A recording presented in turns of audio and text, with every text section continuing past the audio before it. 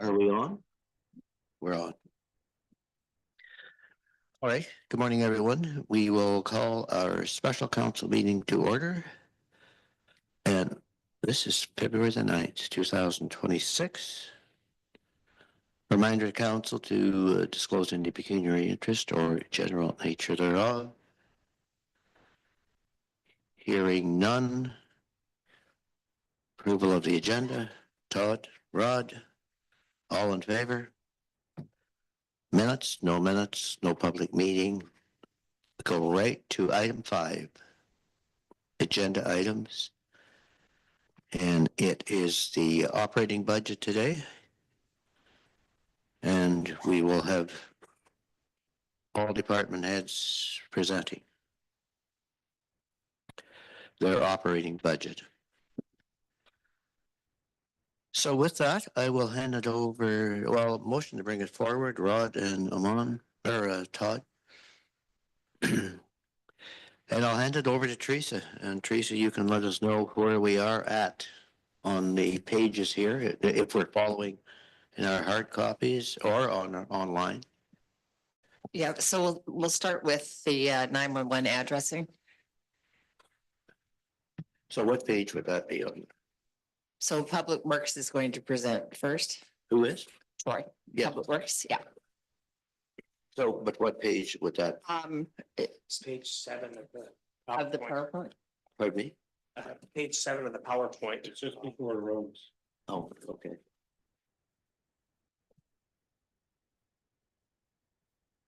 All right, we're on.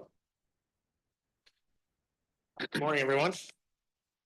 Yes, the 911 addressing, it's just pretty straightforward. It's just more or less an in and out when we get new building applications.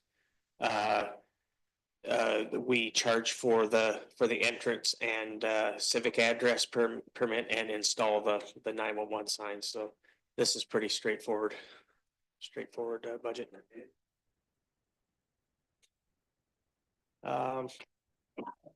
Next is our rodents maintenance.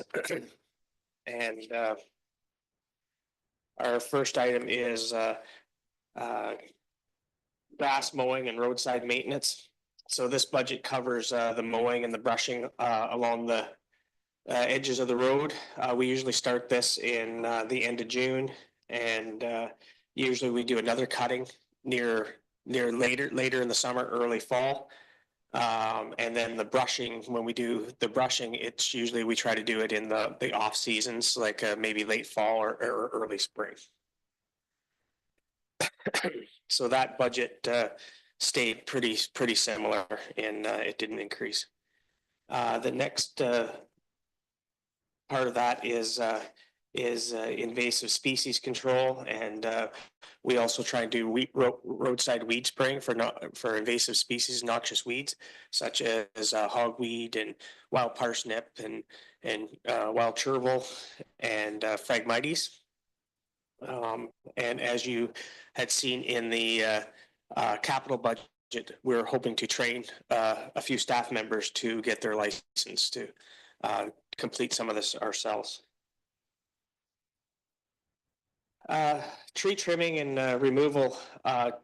These costs have really increased, as everyone knows, due to the emerald ash borer. So we've did a pretty significant increase in that budget this year.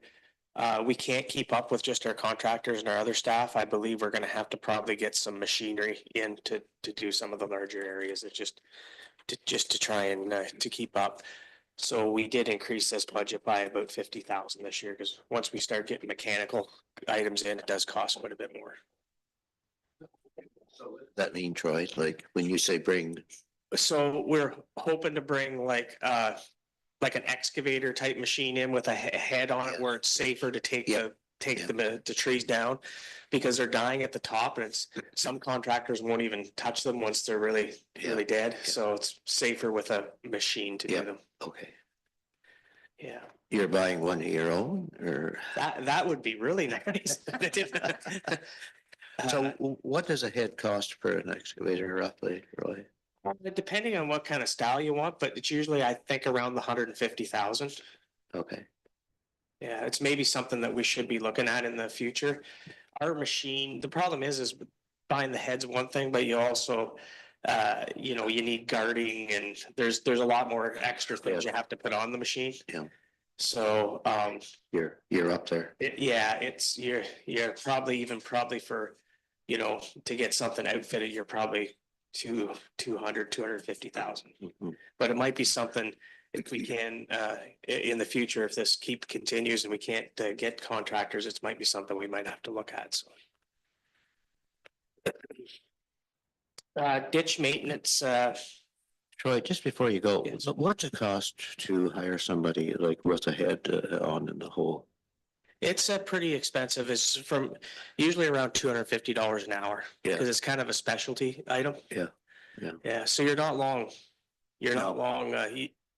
uh, you know, eating up some money when you No. do that, so. No.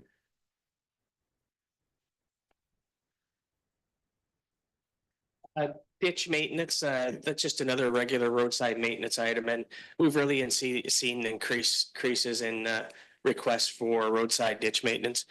And we've over the past couple of years, we've really tried to boost this up. Excuse me.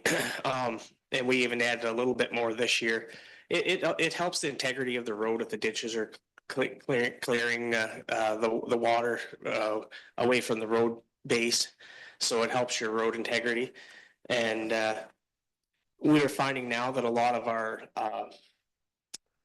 the lots that are being built on now are kind of the last lots in the subdivisions or areas, and they're maybe the lower poorer lots, and it's we're getting a lot of complaints from trying to keep our ditches clear, so it helps that.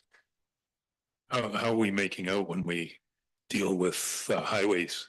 And they were always a stumbling block to keep things. And it is still the same. Actually, we in our municipal drain system, we had 3 places where it crossed the highway last year in a ditch clean out that our municipal drain that we had cleaned out.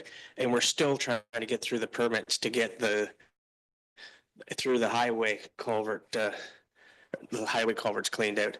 It's always a struggle. And every time we meet with MTO, we do bring it up. And I think the local staff understand, but then of course, as you go, you know, higher up, there's the demand and the money's throughout the province. So, but we do, as staff members, we do keep requesting the Highway 6 cleanouts. Yeah, because it is really needed in sections. Yeah. Troy, even the clean out isn't always going to work either. In some cases, like that Judges Creek, That's correct. Yeah. where the tile is. Where the culvert, Culvert. the culvert's too high. Yeah, on the one side. Yeah. So. Is that common, or is that just kind of a? No, not normally. Our drainage engineer does have a request in with MTO now for reviewing that. Okay. I haven't heard how far what they've got with that yet, but Mhm. I know that I have seen an email request that has gone out. So, and at last I heard they hadn't heard any feedback yet, but it's something we will keep on. I know a few years ago that they did do some of the along Highway 6 south of Ferndale. They did clean out a lot of the roadside culverts, but then they didn't clean the ditches out. So there was water laying at the culverts, but the ditches weren't ever cleaned out. So.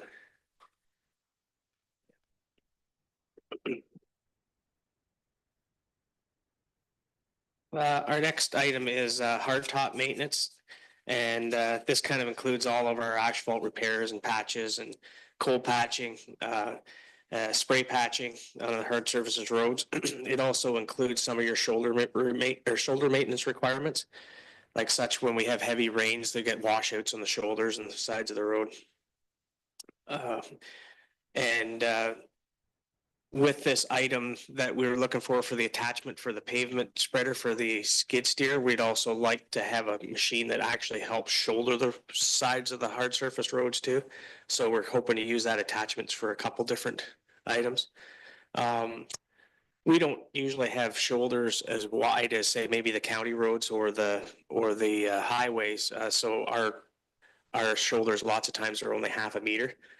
where other shoulders are 1.5 to 2 meters. So we have very little shoulder, but if you do shoulder, it helps protect the edges of the hard surface from breaking off. So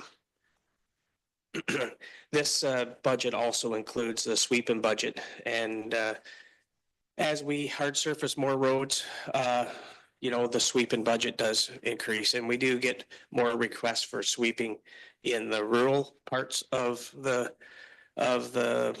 municipality now where it's hard surfaced. And a lot of this is, we do see a lot of bicycle and motorcycle traffic.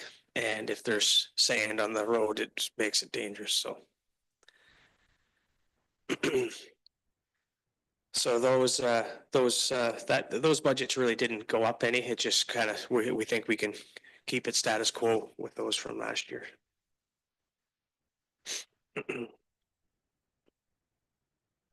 Loose top maintenance is our gravel maintenance budget. So this includes all your gravel resurfacing, your grading, your dust suppressant, and so on, and also patching washouts of the gravel. So we do, like in a lot of our gravel roads that have steep hills on it, every time we get a heavy rain, we have washouts that we have to repair. So that's where this budget comes in. The cost of gravel really rose a few years ago, but we seem to see it leveling out a little bit. But we're still anticipating another 5 to 10% this year increase. We're still looking at around the 20,000 tones that we put on our gravel roads, which is keeping it kind of status quo where PCIs are now with our roads. As per the roads need study, they're recommending about 1.1 million for our gravel roads that we should be putting aside annually for that. So we're not quite there yet, but as you see, every year we're increasing it a little bit. So. With that, the cost of dust suppressant from the responses I'm hearing from the contractors, it looks like it's going to go up another 5% minimum. So that is that's reflected in the budget.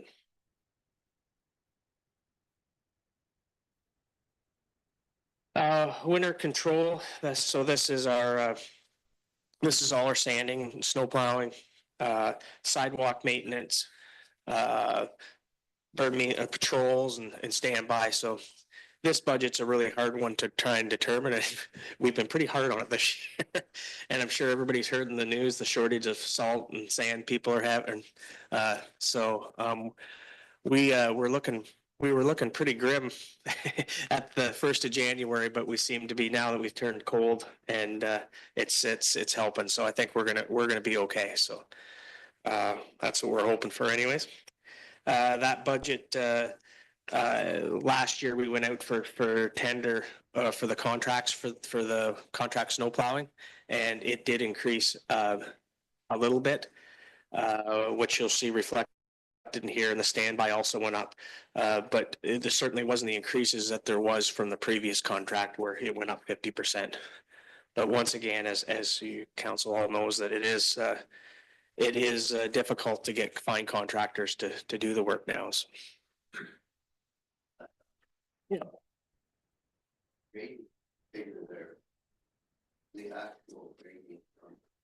Yeah, so I guess it's kind of we used to code all the time to our grading, and I believe with the way the timesheets are, you might be able to explain this better, Teresa, but the way the timesheets are now, that goes into it doesn't get coded back to that function. Where we used to divide that out. So that just goes into the general wages now, does it, Teresa? Yes. Yeah.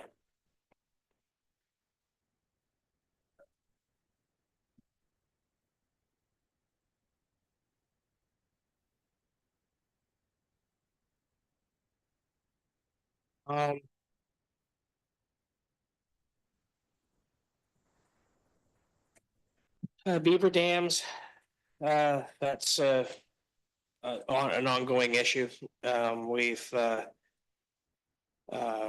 increased that by $5,000 this year, and mostly that's due to the increased in incentives were given to trappers for trying to get rid of the beavers out of the municipal drains and roadside ditches. And it is a constant battle to try and keep the beavers out of our culverts. And it's especially in the fall, it's two guys pretty well every day, just trying to get that, to keep that cleaned out so that we don't get flooding. Do we have trappers that will work for us or? Yes, we call on, there's about 4 different trappers that we actually reach out to, and kind of based on an area where we call, or if we can't get to, if one's not available, we'll call another, but we do have about four different trappers that we call on. So we do get a response, so. Yeah, Incredible. it certainly is better now that the initiative is higher. Mhm. I know before with all the compensation that they were getting, especially lots of times when we need them is not when the pelts are prime. So there's no other revenue for them. Yeah. And if it was $35 that they were getting before, it hardly paid for their gas to go do it, the load their time. So with this incentive, it certainly has helped. We have seen an increase that have come in. So hopefully, I imagine it won't be immediate that we see a response to this, but hopefully in a couple, 3 years, we start seeing the effects of this.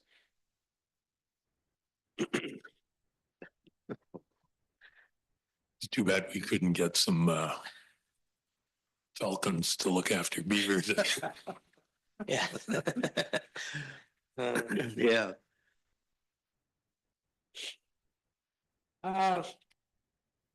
Next on the list was there is in the budget there we did have this last year was to find a public works technician to help me out, and we're very busy now with all our capital projects, and it's very busy. There was a public works assistant manager back in 2016, and that was never ever replaced, but looking forward to succession planning in that, we thought we would try and reach out to see if we could find another staff member that we start training and moving through.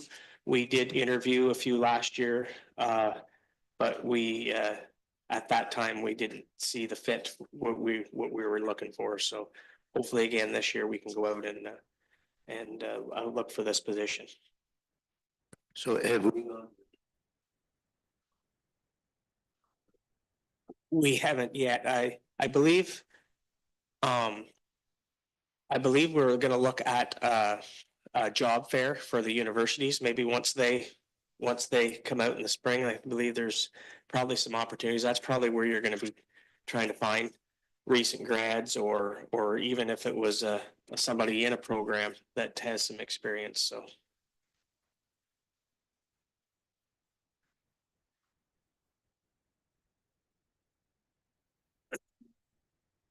The next item is street lights. So this item looks after the maintenance and the electrician that does the repairs and replaces the street lights.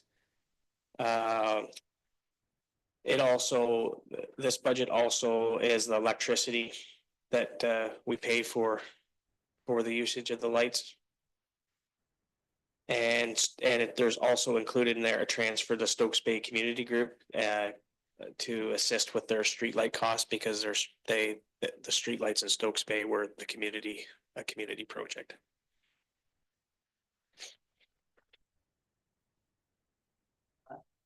Mm-hmm. Yep.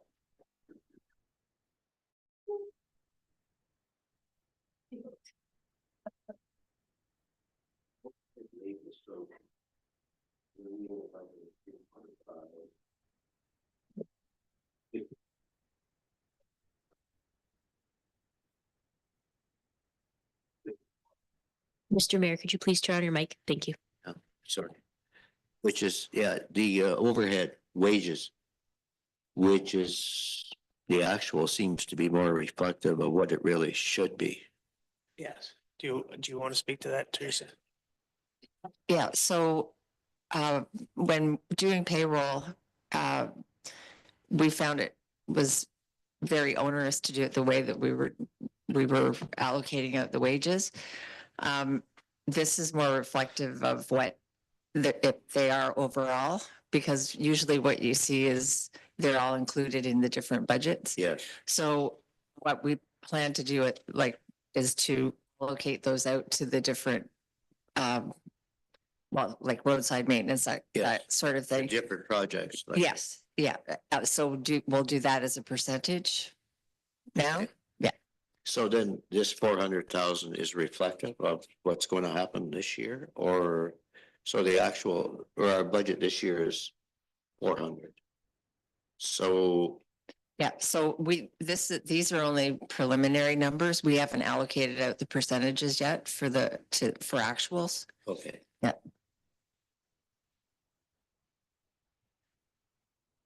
Okay. Good, sorry, Troy. Yeah, yes, go ahead, Troy.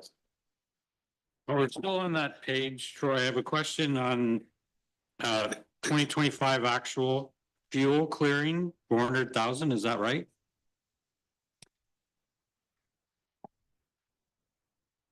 So that wouldn't have been allocated back to the equipment yet either. So that's something that we pay one.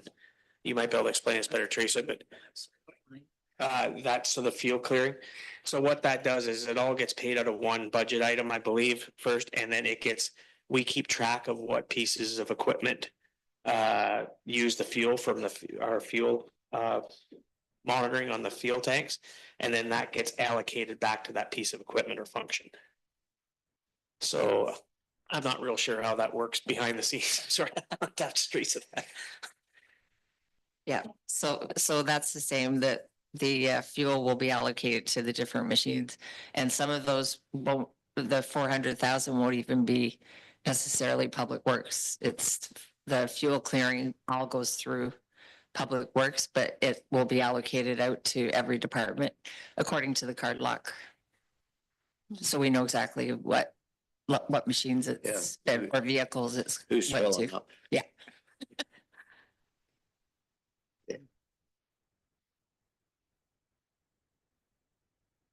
Is there any more questions on the roads before we?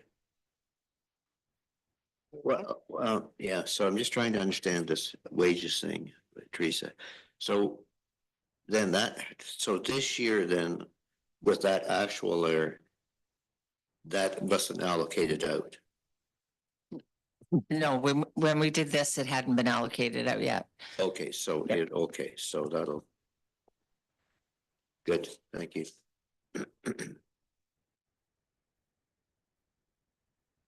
So before we interrupted you, Troy, Yeah, you were. No, that's good questions. Yeah. Yeah, certainly, because it does seem, Yeah, see, and as you pointed out, it reflected on the grading, the grading budget, but that's why we kept the budget similar to last year, because those numbers weren't allocated out yet.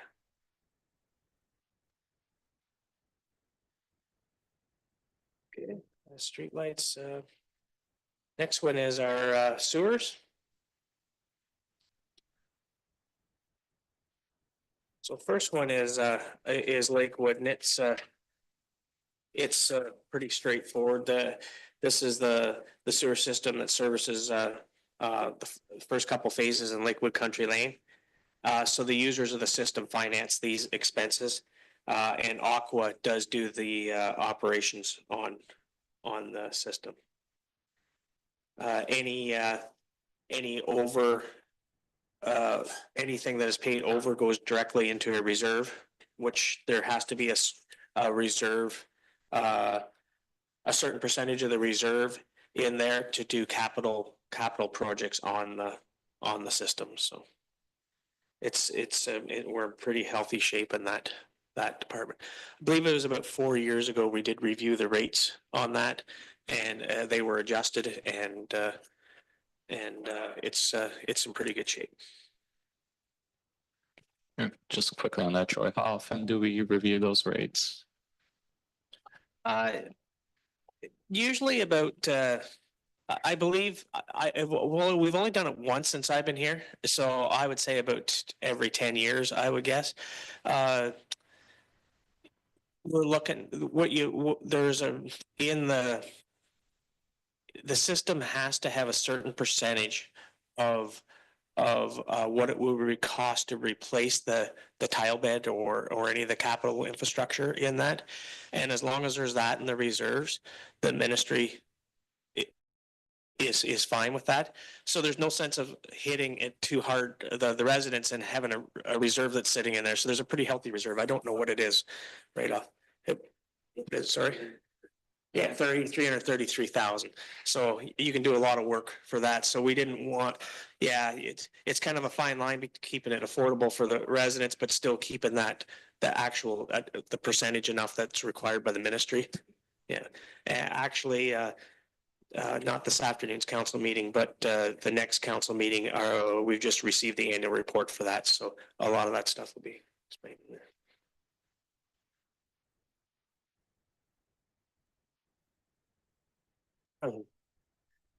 The Tobermory sewers work system.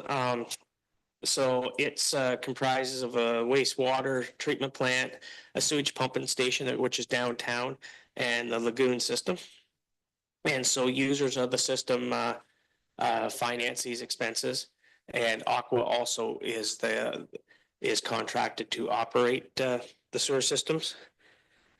So with that, we did do in our fees and charges, believe it was about a 10% increase in rates because they haven't been looked at in quite a while.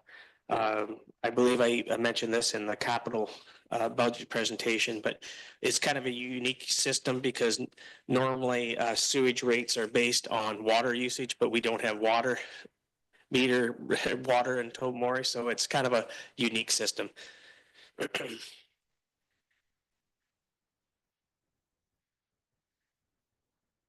So that's pretty straightforward in the operating of that.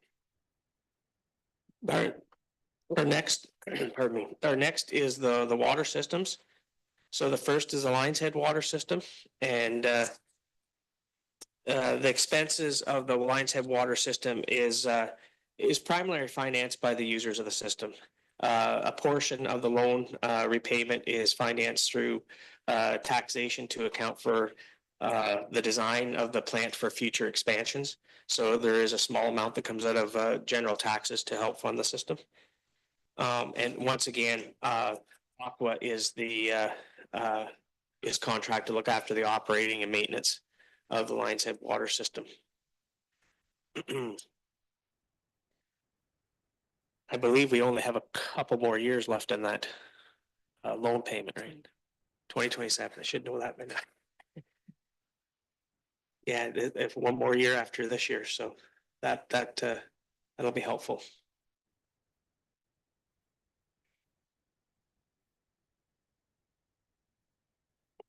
Small water systems. So this actually includes like Little Tub and all the municipal facilities, wells such as the office building here, Ferndale, Stokes Bay Community Center, all our Tobermory Community Center.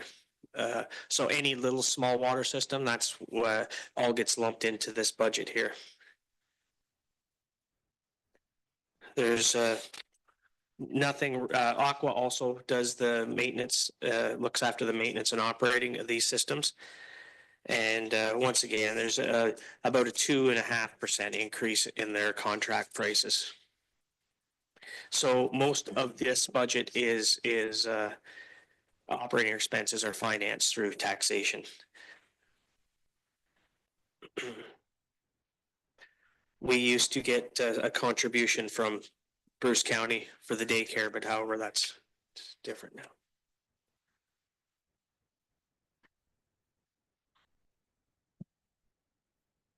now. Next is garbage collection and waste diversion. So our garbage waste collection contract expired at December 31st, 2025. So currently we're just going through, we're just extend it on a monthly term until we decide what we're doing with that. We will be having a presentation, a report with some options coming in, hoping sometime in March or the first part of April to determine which direction maybe council wishes to head with that. As council is aware that now the recycling part is it's producer responsibility. So it's looked after CMO, which is Circular Materials, and Waste Management is the contractor for that. But CMO is the pro that is responsible for it. So we have nothing to do with the recycling, curbside recycling. We still do recycling at our landfills.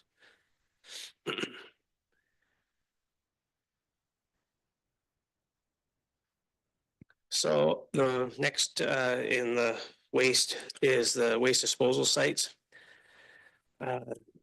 So the big, Can I just ask a quick Yeah, question on the waste collection? sure. You see the cost of the curbside waste collection like gone up there.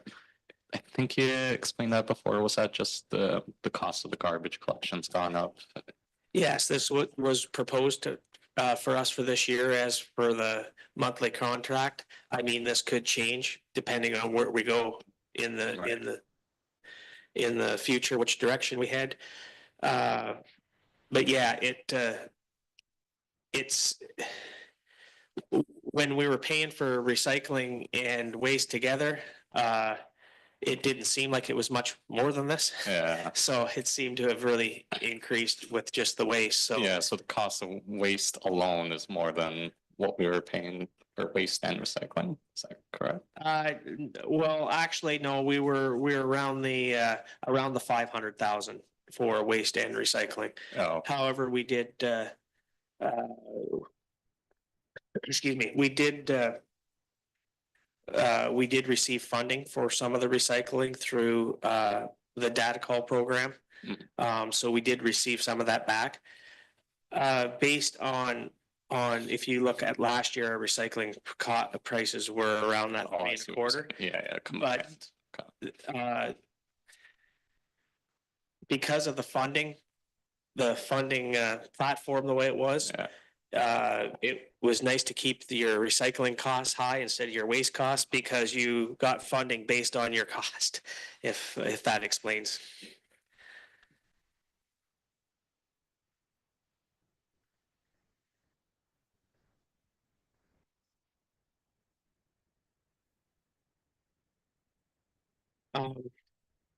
So our landfill sites, really the big news here is that the St. Edmunds site is like, we're about a year away from it closing. Our engineers right now are recommending, even if there's a little bit of space left at the end of the year, there won't be enough for another year, but probably we should be looking at just a closure from the public at the end of the year and just keep that little bit of space left for, if we have to bulk things in. So we will be doing advertisement later in the summer and early fall about how the activities will change around the landfill sites. We may also have to be looking at possibly a different tipping fee structure at that site because we won't want to be taking construction waste that we would have to haul into the Easter site. So I think we should be looking at what I'll be recommending is looking at just household waste and the recycling part there. Like, so you could still collect your tires and your scrap metal and your brush that you wouldn't have to haul, but you wouldn't want to be bringing construction material where people bring a dump trailer in and then have to haul it to Easter. So the residents won't see any difference if they were just taking their household waste, but if there's the commercial or contractors would be diverted to the Lindsay or the Easter site. Because all the waste will then have to be hauled with the roll-off bin from the St. Edmunds site to the Easter site. So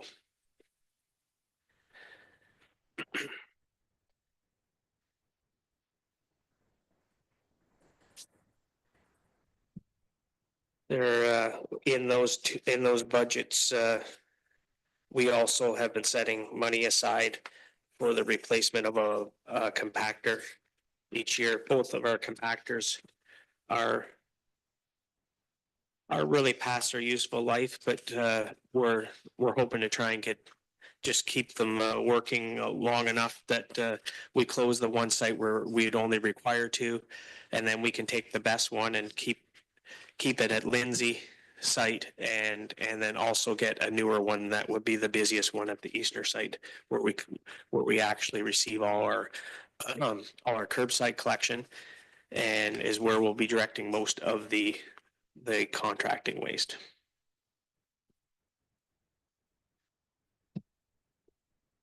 Any question on waste management?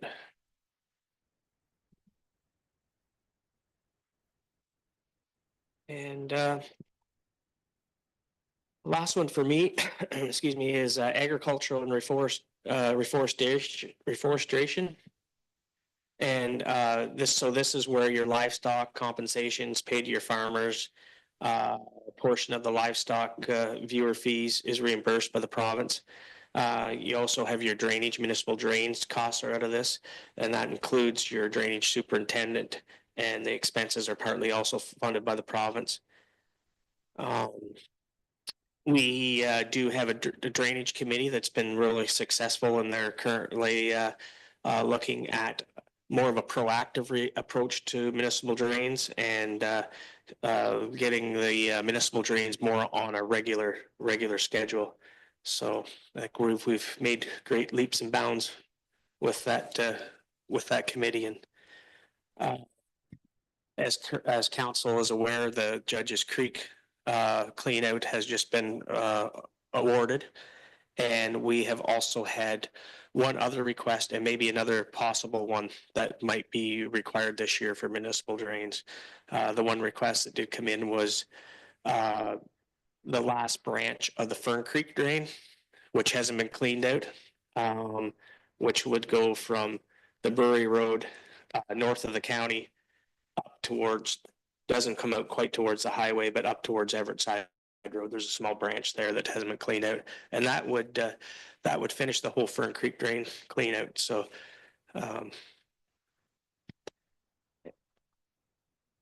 any questions on that?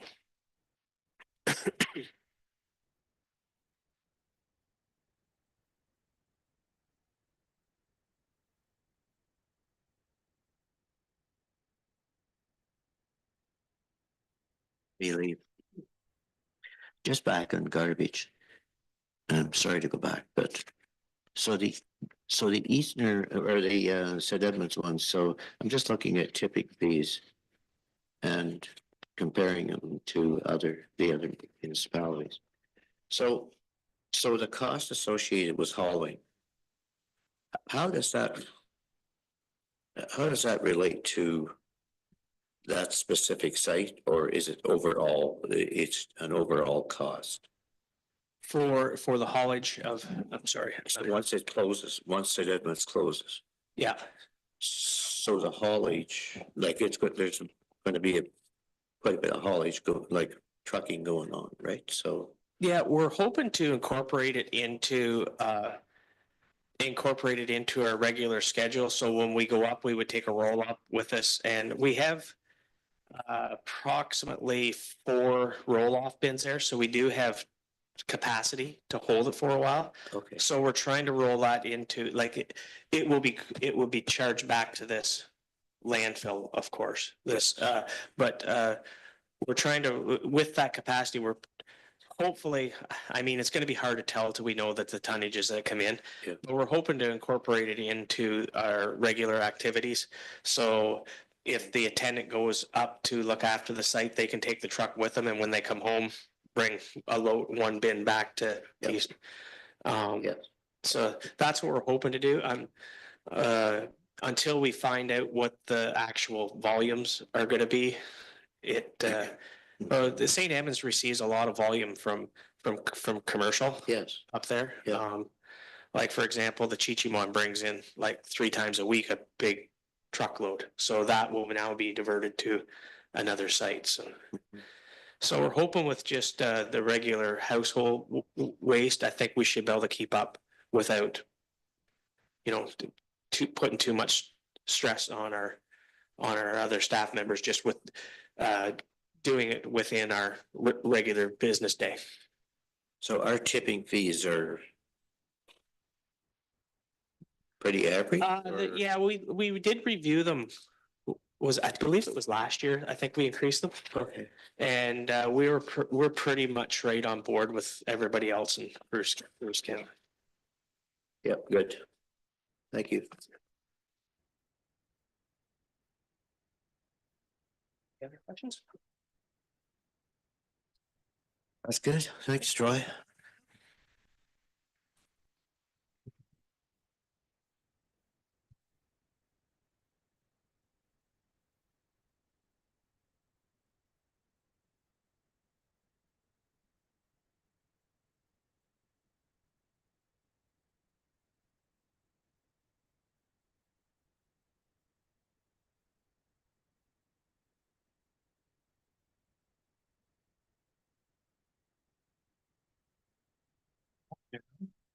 Hey, Mark, welcome.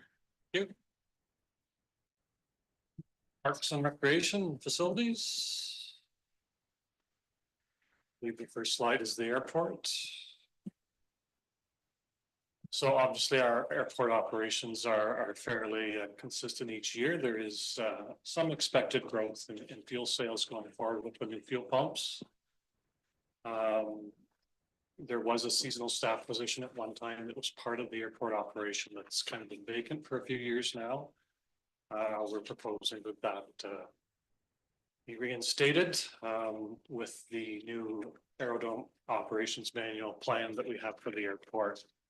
There are inspections of the various systems of the airport that need to occur on a daily basis and documented, which would be a best practice in terms of our airport operations. So again, ongoing, the budget covers mostly the ongoing grounds maintenance, vegetation control, typical runway lighting repairs and such.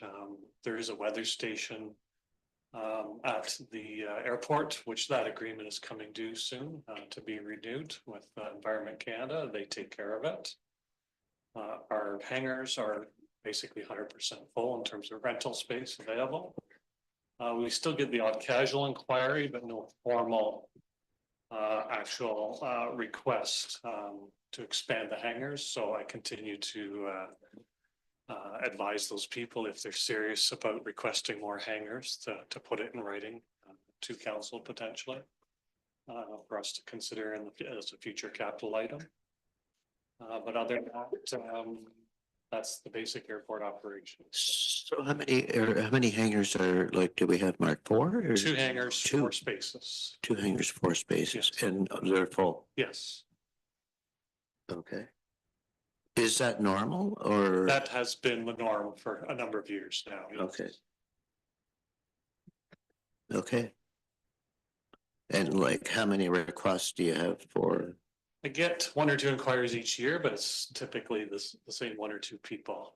So I've explained to them they're best to put it in writing. I have not received that. Okay, It's just a verbal conversation they have with us when they encounter us on site. So and just as a matter of interest, I don't have that page up here. What do we charge for a hanger it's about $160 a month. a month? Yes. Okay, And those rates were adjusted for this year coming up. So so do they use that year round or just in the winter? year round, yes. Okay. Okay, So we have reviewed other airport operations in terms of their fees for hangar rentals. We're a little lower than the average market, but we have increased our fees the last 2 years in a row for the hangar. So we're working in that direction.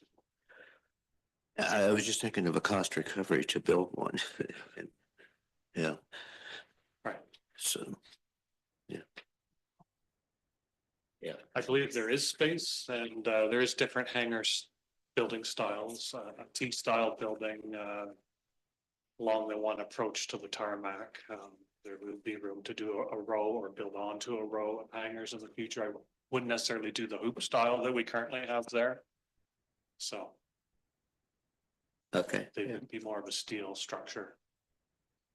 With just one entry in, because our hoop hangars have a back door and a front door to both ends of the building, so Mhm. something to consider for the future, so. Yeah. Yeah. We'd certainly present a business plan if we do get some serious inquiries, present something to council, so.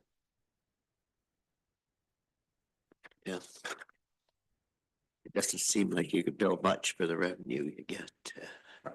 I think that's the goal, is to work on Yeah. getting our revenues. Yeah. Our fees up to where it's more competitive, so. Yeah. Okay, thanks. Our harbors, both Tobermory and Lionshead, are two very large parts of our operation for the department. Again, we've increased fees, again this year for our harbor revenues, for transient and, seasonal commercial rates. We continue to have very high occupancy at basically a waiting list at both harbors. Our transient has been stable, but it hasn't grown too much the past year. Same with our cruise boat traffic. I think it's somewhat reflective of the economy a bit. So obviously, that is, you know, our revenues are somewhat dependent on how well the economy is doing. But certainly, we see an increase coming for Lionshead. Just based on the fact that we've got the new docks and the hydro infrastructure now in place, whereas some people did bypass Lionshead to go to Tobermory. Just because we didn't have hydro available, so, yes.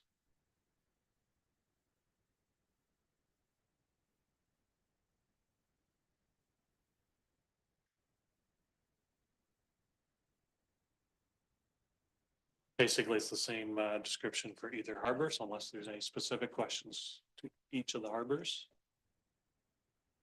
And each do we work on with regards to our fuel? We try to get it around the 22 to 25% range. So as we monitor the cost of the fuel invoices as they come in, as it's delivered. And if there was an up, we have the ability to change our fuel price immediately, so. Yeah, if you look at the actual, I just looked at the actuals over the past 4 years.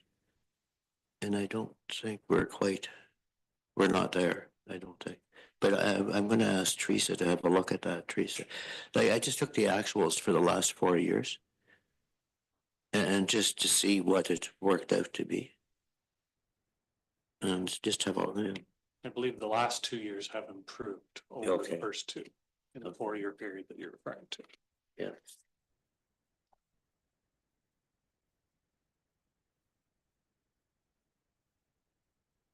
Yeah, it's good to see the amount is going into reserve and Lionshead in particular.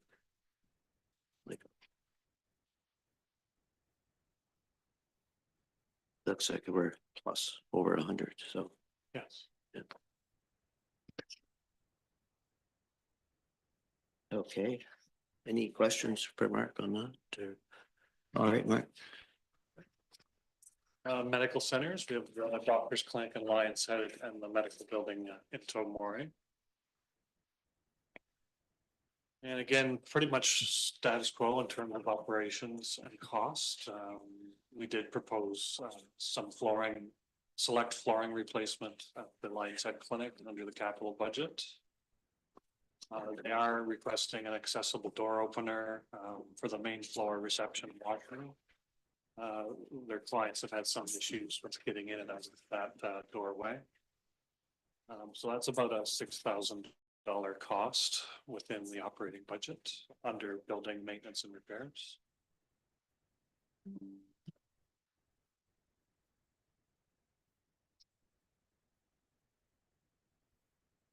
And the Tobermory Medical Building, the revenues received by the doctors and use of the facility help cover the cost of our janitorial services that we contract there. And the current cleaning contract expires April 1st, 2027. It was renegotiated 2 years ago. With no further increases this year. So we just, the general overall maintenance of the building, lighting, plumbing, furnace systems, what have you. We do inspections of the facility. And we do get any feedback or concerns reported to us, and which we would address as we find, as we're exposed.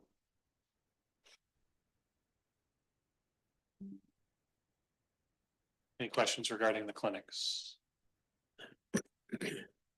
Mark, we have janitorial in one place and not in the other, right? There is janitorial at both places. I believe the Lions Head Clinic covers their cleaning contract there. Okay. Doctors, yes, Oh, okay. yes.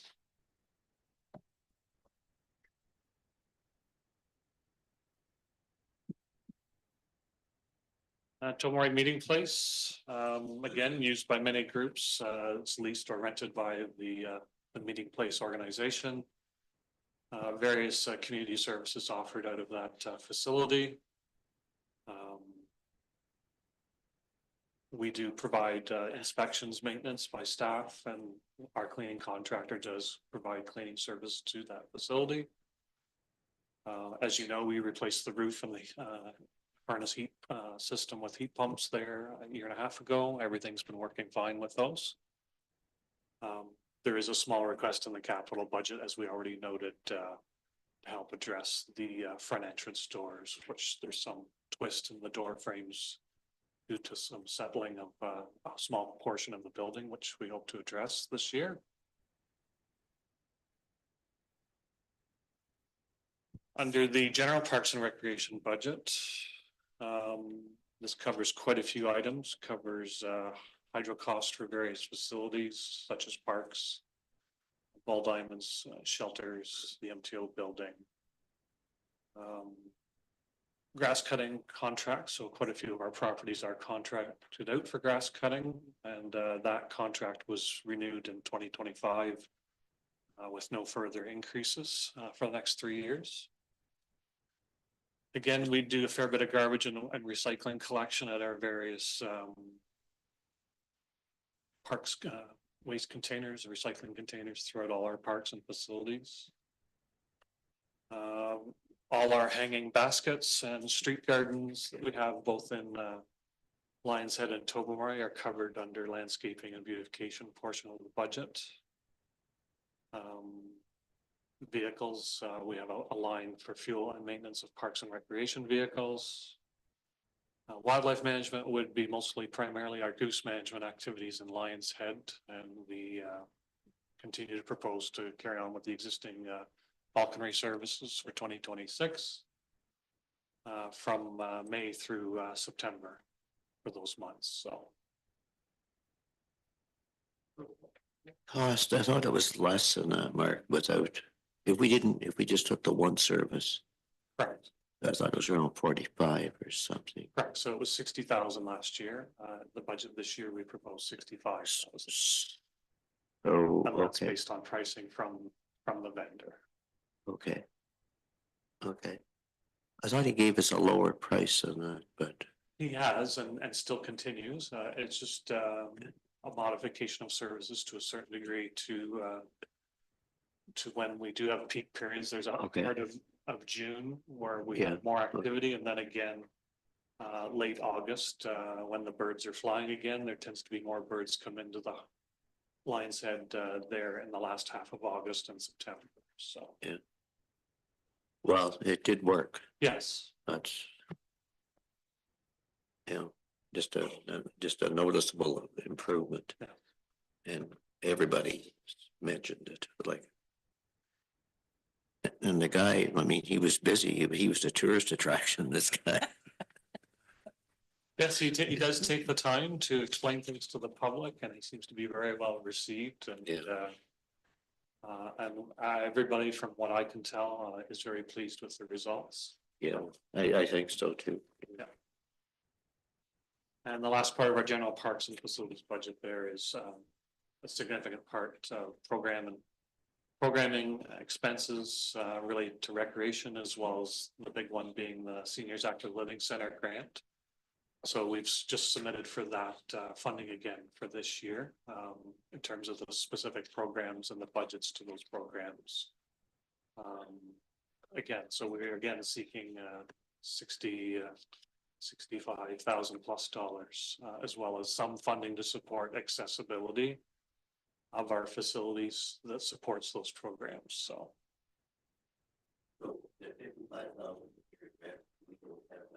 No.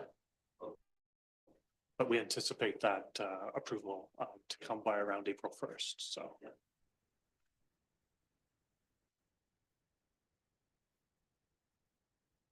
Any questions regarding general parks and recreation?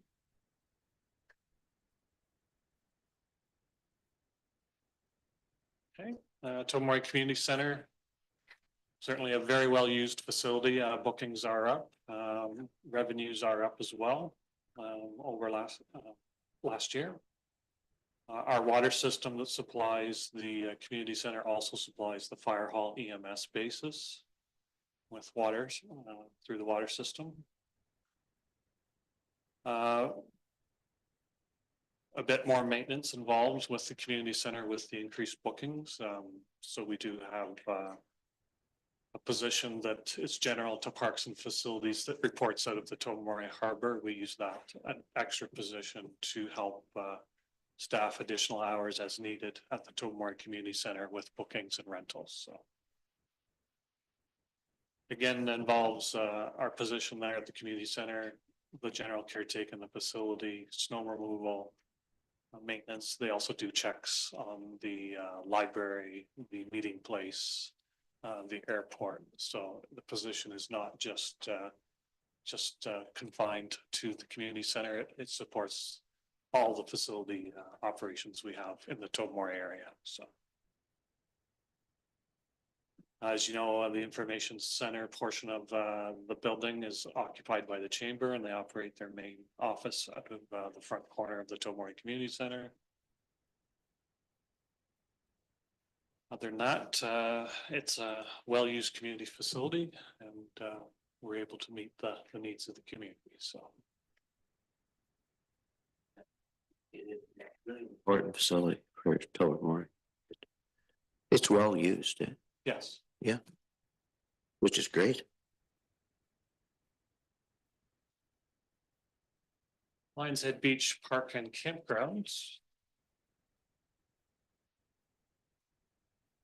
So the park and the campground there is obviously administered and maintained by the staff from the Lions Head Harbor. So they cover the entire inner waterfront there within Lions Head.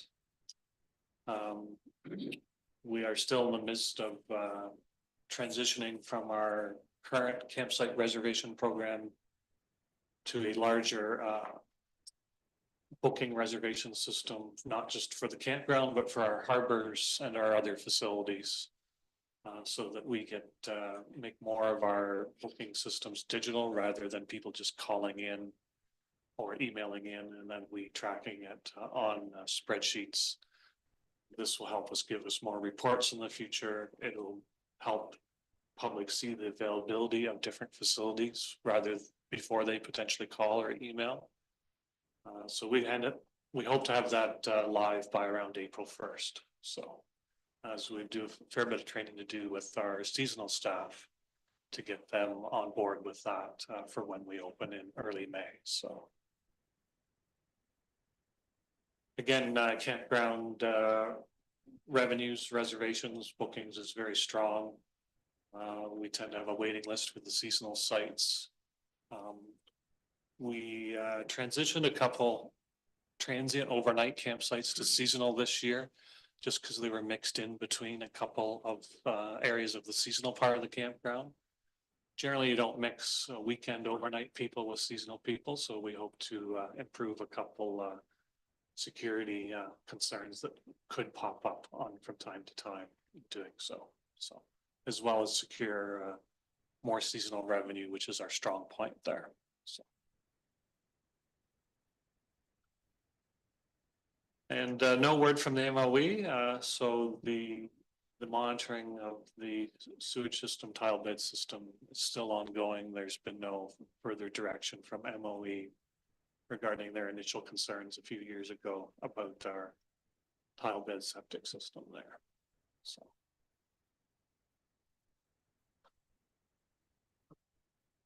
Monitoring that, you say, Mark, or? Our consultant did provide data to them there when we, and there's been no further response from MOE, so. So I think that file is still somewhat open, but that it's not, it doesn't seem to be active at this time. Yeah, So, yeah. Yeah, well, it's a good thing to kind of keep an eye on because yes,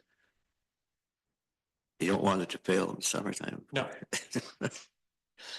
Yeah. any questions regarding the campground operations?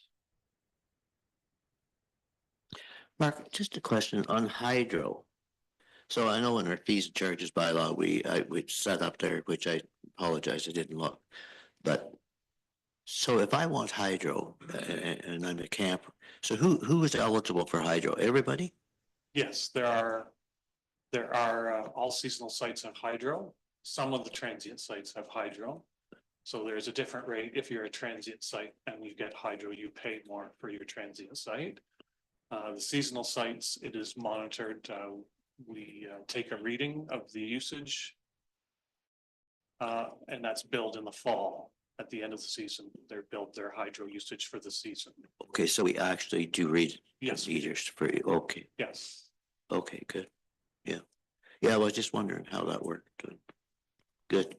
I was just looking at the expense of hydro and the revenue of hydro, but obviously we have our own use, I guess, the municipality has. Yes. Yeah. Okay, good, thank you. Tomory Library, it's still the existing agreement with the Bruce County Library System in terms of their lease or rent of the facility for their library operations. The cleaning is done by our contractor. It's a minimal budget for materials and supplies, repairs of the building. Other than that, biggest thing with the Tomory Library has been the capital improvements that we've been working to finish in terms of the parking lot and the front staircase. So that should be tidied up, cleaned up first thing in the spring. And the parking lot is being used now for the balance of the winter. So as snow set in early in December there, we had to stop the finalization of the paving for the Armorstone Wall area. But parking lot has been used for the winter months. So. Sorry, I skipped one. Yeah. Sorry. Lions at Arena jumped ahead. Again, continue to adjust our fees and charges for revenues for the arena. Most expense lines are being held. I did note in the capital budget presentation some costs there associated with certain specific equipment related to the ice refrigeration system. There is some growth in ice and facility rentals, but we're managing to keep the operation stable at the arena. So, Just a question. So on the actual wages compared to the revenue or to the budget, there's a lot of difference there, and I'm just wondering what went on there. I'll maybe ask Teresa to help. Maybe I'm not sure if that's an allocation or a percentage. Yeah. I'll have to check on that. I'm not sure what the difference is. Yeah. Okay. Yeah.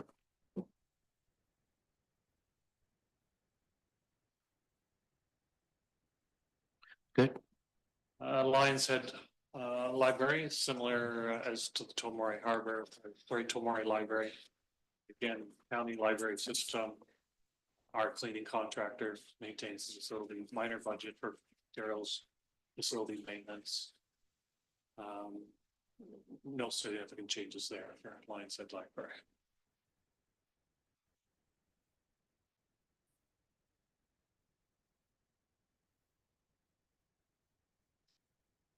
Ferndale Information Center, this budget section covers the information building itself, the ball diamond, the pavilion, park area, as well as the, art gallery, Red Schoolhouse Art Gallery, just, down at the corner in Ferndale. We also have the OPP lease, community policing office space there. That agreement expired in September. We have put in an inquiry about, them renewing that agreement with the municipality, so we haven't heard back yet, but that inquiry has been submitted. We do the snow removal, maintenance of the facility and the grounds. The chamber also uses a portion of this building for a tourism information center or a stop within the municipality. And there's the typical hydro expenses with the facilities and the outdoor facilities there at Ferndale. We do plan to do a little bit of ground maintenance cleanup around the playground installation that happened late last fall.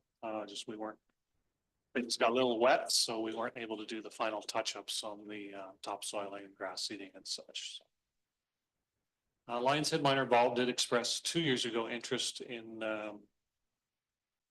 doing some dugout shelters for the ball diamond. They submitted some plans through our department and to the building department, and they had done some fundraising to do that at their expense and effort. They did not follow through with that in 2025. We're anticipating they may wish to do that again, start that again this year. So. Just the grass cutting and the cleaning contract. I guess, is there allocations there, Teresa, that hasn't been? Yes. Yeah. We still need to do year end. Okay.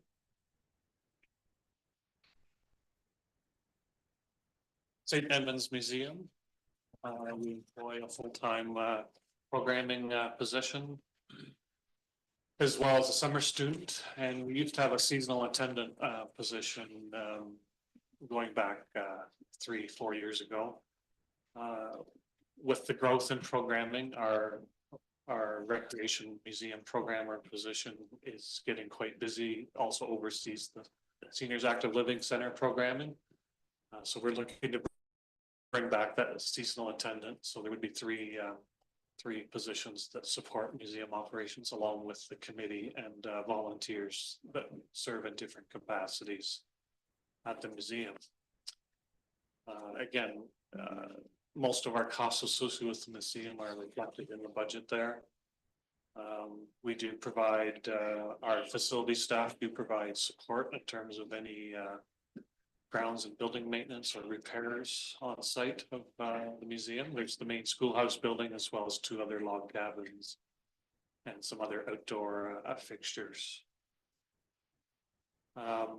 The committee has certainly expressed interest in doing some remedial work, preservation work on the rudder, the buoy, and some site landscaping. And we have a couple tent canopies on a platform there for outdoor activities and events. Those canopies to those, the tent portion of those canopies do deteriorate over time and need to be replaced every so many years, just from sunlight, UV, mildew. So about a $1,500 expense within the operating budget to replace those tent canopies. As well, there's proposed some interpretive outdoor panel signage for things like the buoy, the rudder, the cabins.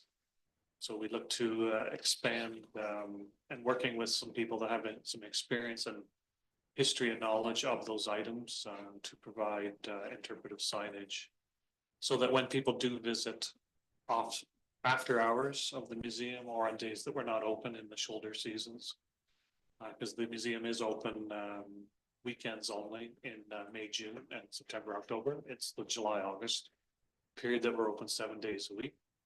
So there's added benefit there to supporting interpretation of those artifacts on site. So you'll see an increase in the operating budget this year for the museum to support all those activities. So.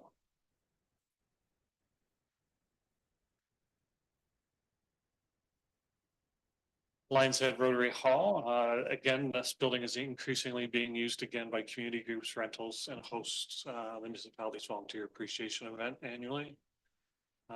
Rental revenues did increase significantly in 2025 compared to previous years. The building has significant community value to many groups and people. And as council is aware, we're in the middle of capital improvements to that building to finish off from last fall in terms of the front entrance patio and sidewalk. As well, we have proposed in the 2026 capital budget further work on roof siding and windows.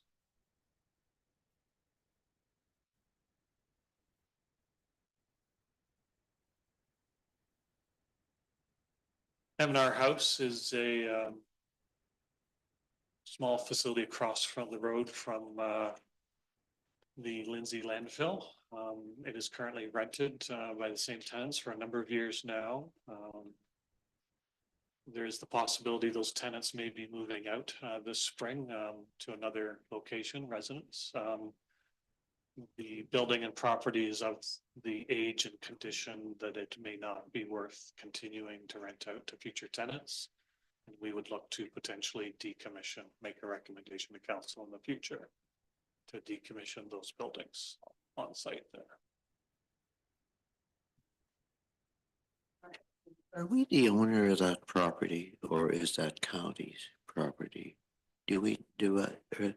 I thought there was, anyway, it's just something I'd like to check into. Okay. The ownership. There was something about.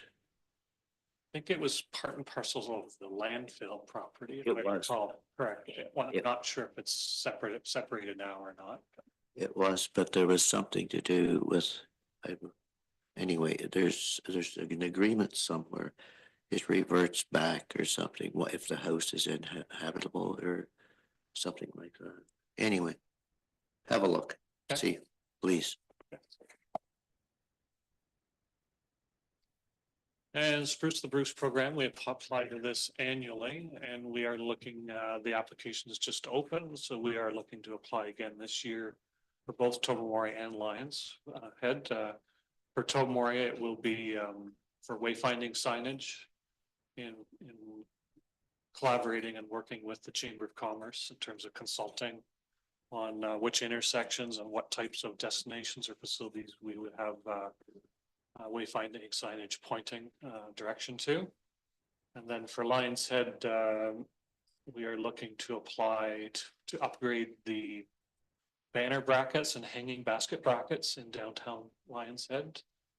Spruce generally requests that we apply to different streams and for different projects year over year and not the same project year after year. So those are the two projects that we look to apply to under Spruce this year.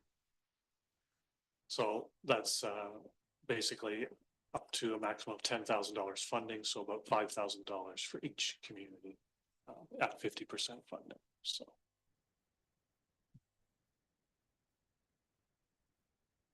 Streetscaping, this budget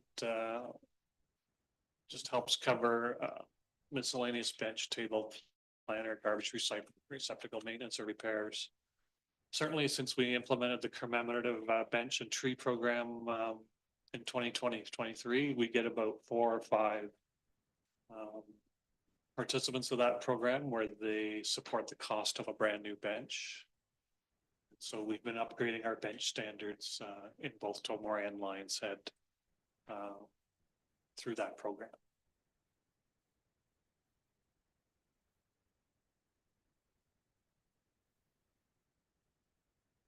Community development, I don't know that I speak to this one each year. Teresa.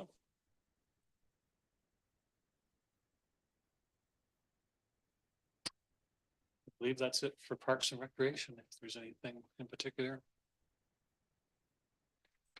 All right, Mark, thank you. Have a 5-minute break. Good.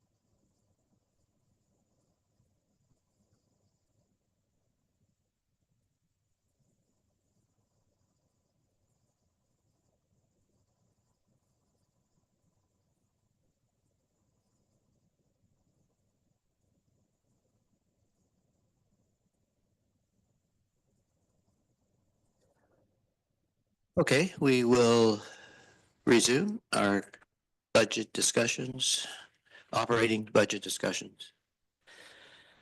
And I think we'll go to administration, will we, or? Okay. So we will go back to admin. And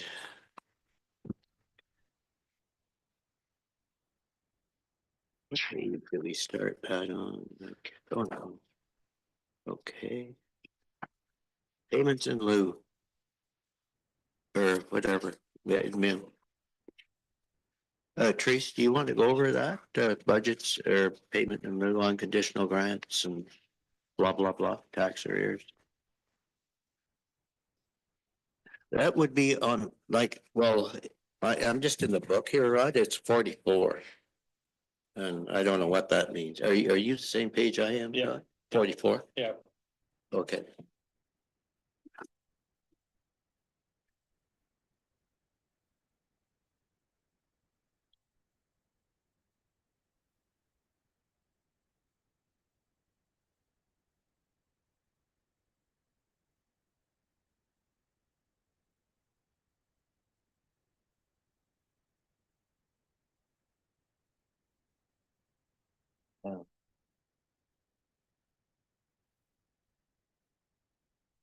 Okay, so we're starting with payments in lieu.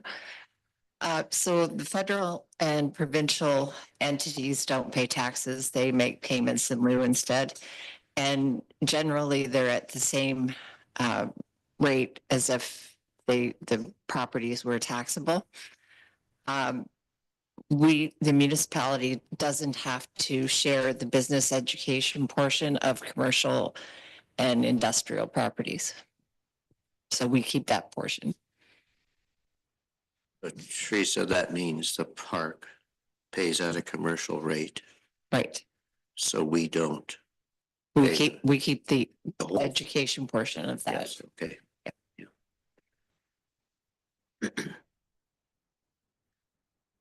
And what else in commercial, like that's it, right? It's mainly the federal properties that are commercial. The provincial are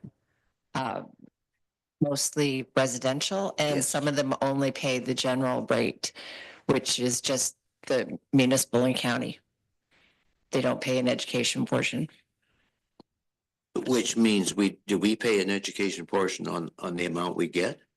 No, no, We don't. No. No, okay. no, they only pay us at that rate. Okay, yeah. Mm, All right. Just out of curiosity, Teresa, how are the payments and due rates adjusted year over year? Because there's a decent bit of like up and down, up and down. Sorry, Like the federal payments and due, for example, like I'm just gonna have a look.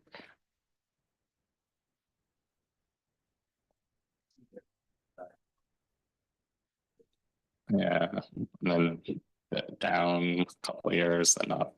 Just curious, sort of. So for a while, we were budgeting for the increased education amount, and they're refusing to pay it. So we lost about 50,000 a year. Because what they're saying is that We don't pay it. well, there's basically saying that the education portion is 0.088, and we were charging them at 0.098. And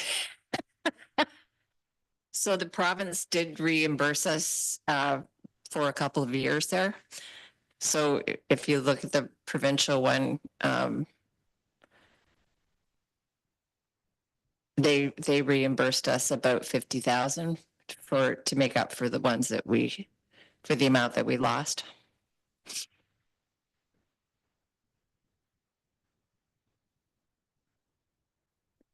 That happened last year. Last, Yeah. okay.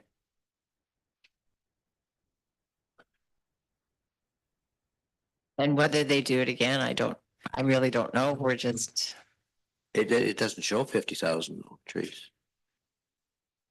so it went from 183, Whoa. 170, 198. I believe it was, no, I believe it was 100,000 that they reimbursed us. But we don't know if they'll do it again. Okay. And they're just saying that they're supposed to pay the same amount as anybody else. So why should they pay the increased education amount? Okay.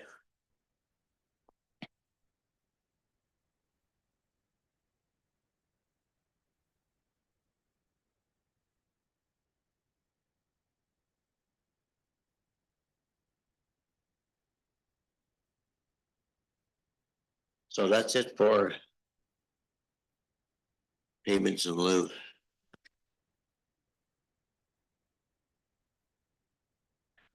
So unconditional grants, what we get the OMPF, Ontario Municipal Partnership Fund. And for 2026, our allocation is 2,226,500.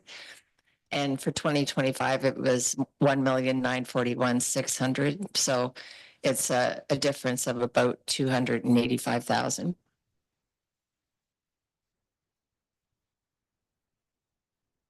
Yeah. Which is good. Until we got a bill. Until we get to policing.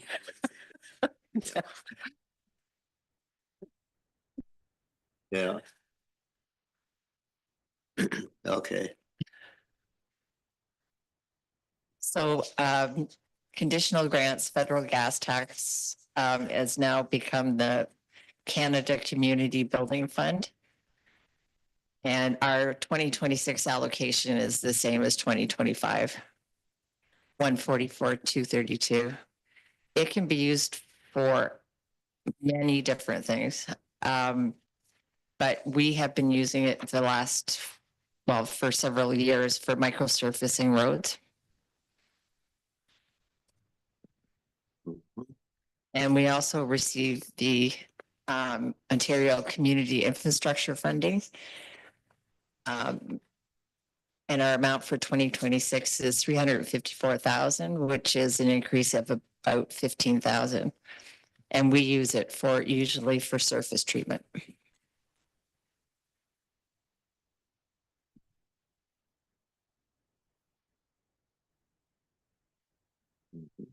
Okay. The next, I believe, is penalty and interest. So that's basically the penalty and interest amounts on our outstanding taxes.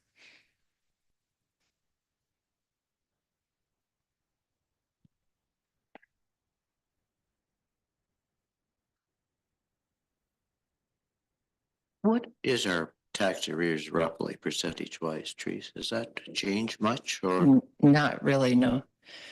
It's, I'll have to check, but it's 10? yeah, about that. Yeah. It actually Just was, because interested to know whether it's sneaking up a bit. it is, well, it is sneaking up a bit since COVID. Yes. It went down considerably. Okay. Okay. I think people maybe weren't spending money on a lot of other things, so Yeah. it actually was, we did better during that Yeah. time. Yeah.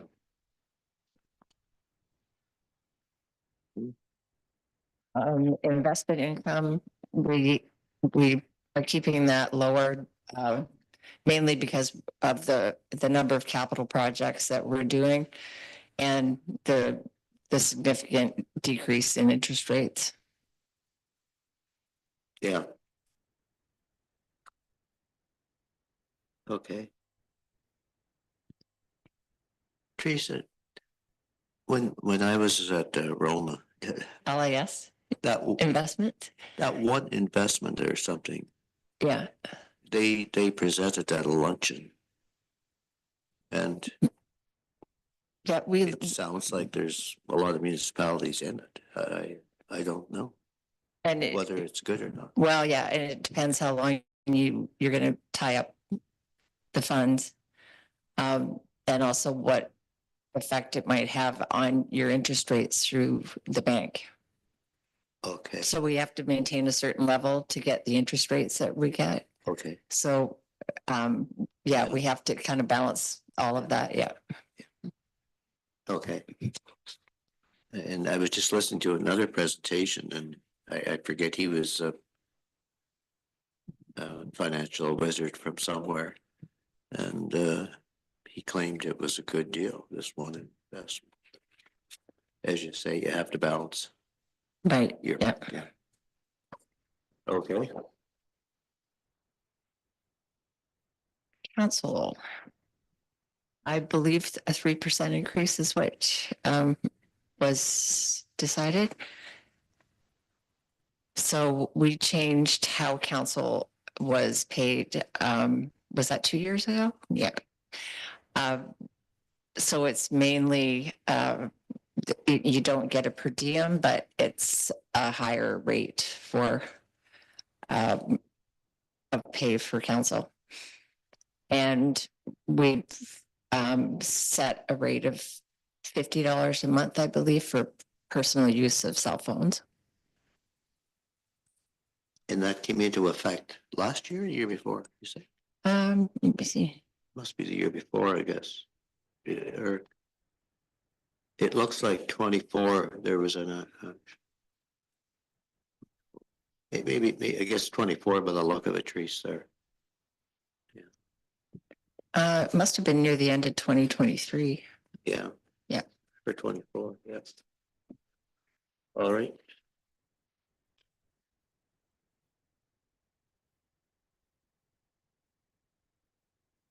Then there's administration. So this budget covers the wages for and expenses for admin, treasury, the wages for GIS, IT, and the expenses in this budget support all of the services. Wages were estimated, but I don't think it's been determined yet exactly what the wages will be. So Well, it this, looks like it's a long ways from the 880 that's actual. But we'll see, yeah, I guess. well, we have an extra person. That we have an extra staff member. Right. Yeah.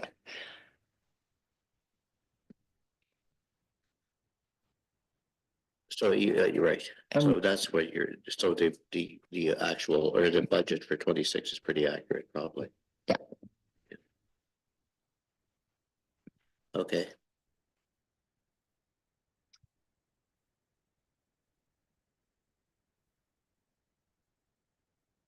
and the next was GIS IT.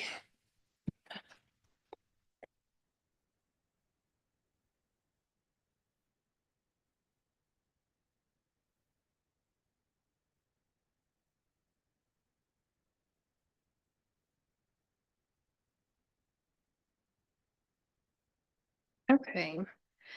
So the operational budget, I don't have a very big budget in terms of number of lines, thank goodness. So our software licensing, you're gonna notice there's about $15,000 increase. This just reflects moving that asset management software from a capital project in previous years into an operational budget. This was already the planned transition when we proposed the project. We are not adding any new platforms this year. And we do actively manage licensing to make sure that we're only really paying for what we need. All of these licenses support core municipal functions. This includes council meetings like your Zoom and your live streaming, budgeting, records management, asset management, our public engagement platforms, and our municipal website. This year, a portion of these costs are going to be offset with MAT funding. This is for software that directly supports tourism and visitor services, which will help reduce the tax levy. Next, we have network support. The network support costs remain unchanged. We're entering the second year of our IT managed services agreement with our new provider. This includes actively doing proactive work for network support, cyber security monitoring, system maintenance, and strategic planning.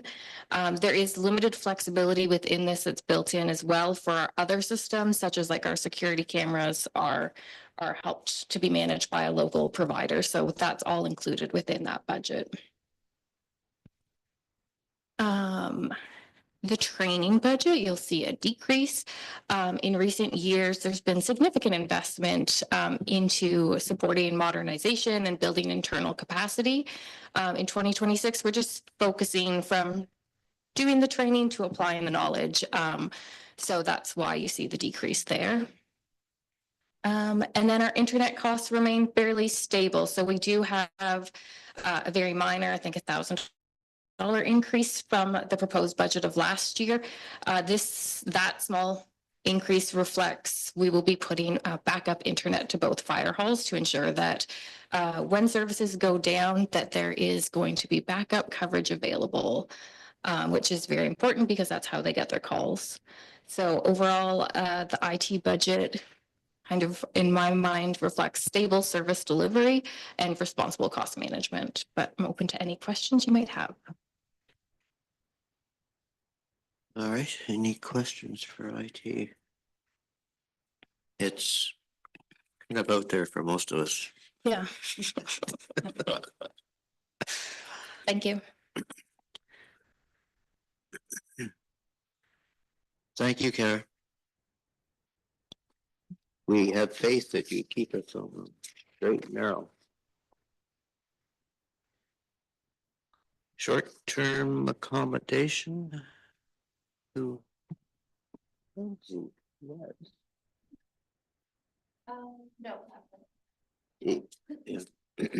Yes.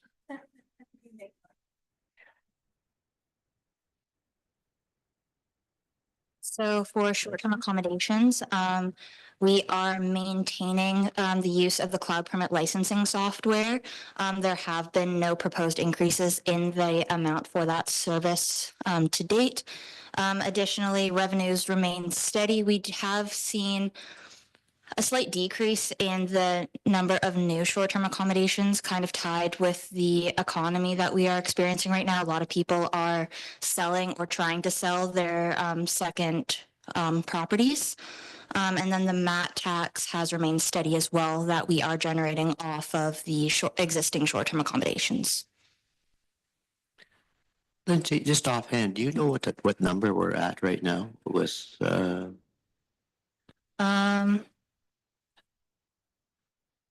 roughly, and that's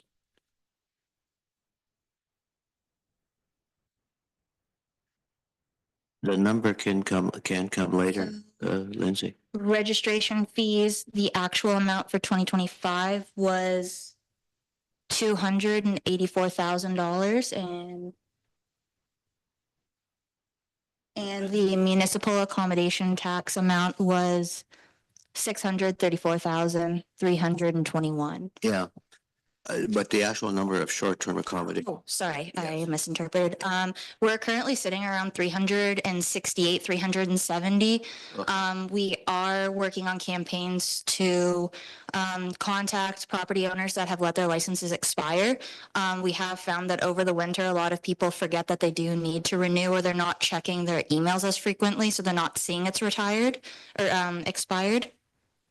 So I'm assuming that, or I'm guessing that that amount will come back up to around 380.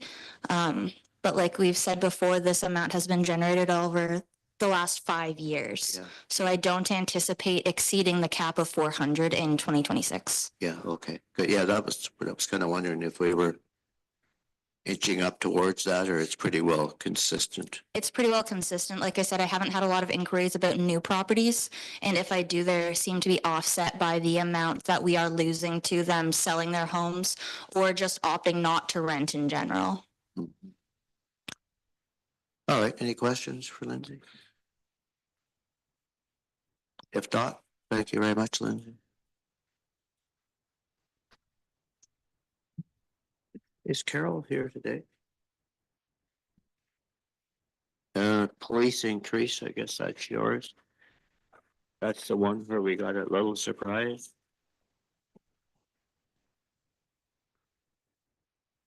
Pardon me? Yeah. Eh? Oh, he's coming? Okay. Our policing, they came up with a new formula, which we thought might help. Uh, and they actually capped the increase at 11% Yes, for, yes. So Yeah. that helped, yeah, so it would have been more No. like, 29% yes. increase. So the amount went up by 149,000. Yeah. So much. So will we get the balance of that next year, do you think, Teresa, or will that be will that stay there? I think they'll phase it in, the increasing. The balance of the increase? Yeah, Yes. that's what they've said Okay. is gonna happen. Okay. Yep. All right, any questions on that?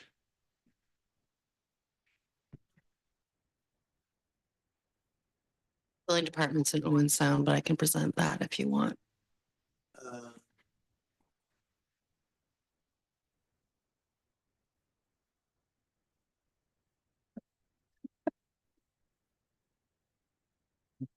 Okay, well, so policing and then we said fire. And I guess the next is building, so. Yeah, you have a pretty good handle on that one. Okay, All right, let's do this. So we have experienced a decrease over the past 3 years, for building department revenues. Hence, we are pivoting a little bit on hiring freezes right now, for the admin assistant to assist in, reduction in the need for, wages, and hence we will hopefully kind of level out the revenue decrease that we've been experiencing. Currently, right now, cloud permits are consistent, but licensing costs for the building permit module do increase annually. We do have 2 staff members on right now, our deputy CBO and our CBO. And yeah, basically that's it. They are self-generating for revenue, so they don't rely on our tax base. so I have a question. So I'm looking at the wages and benefits. And it's showing the amount there, 400, that which to me seems high for what we have on staff. Response, please. I was just waiting for you to finish.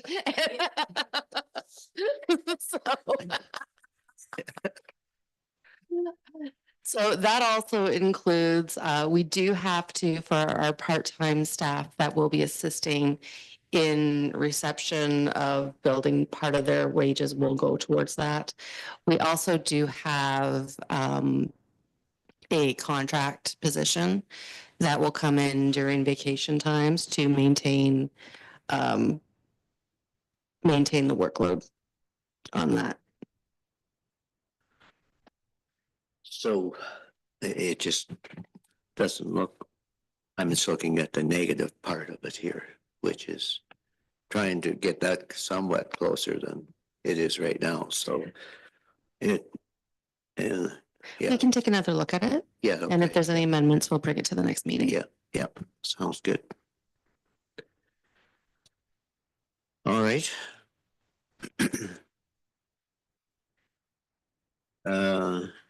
Anything else? Anybody have anything on building here? And, One question. yeah, go ahead, Todd. Where is the contract with RSM in this 2025 actual?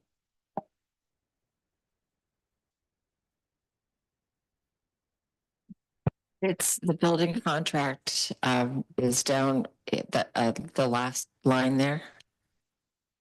Yes. We're saying it was only 19,000? I don't know if we've been billed for their final Okay. amounts yet for, so a lot of the actuals in here were when we first made up this budget and there's a lot of things happen in the first couple of months Yeah. that need to be allocated out. Yeah. Okay. Yeah. And while you're looking at that, I just want you to look at the actual for the 25. Okay, if there's no further questions on building, we'll go to bylaw. Carol, do you want to take the front seat and right out front here so we can? Yes. Well, I know. And you can do it again next week too, if you want. Yes.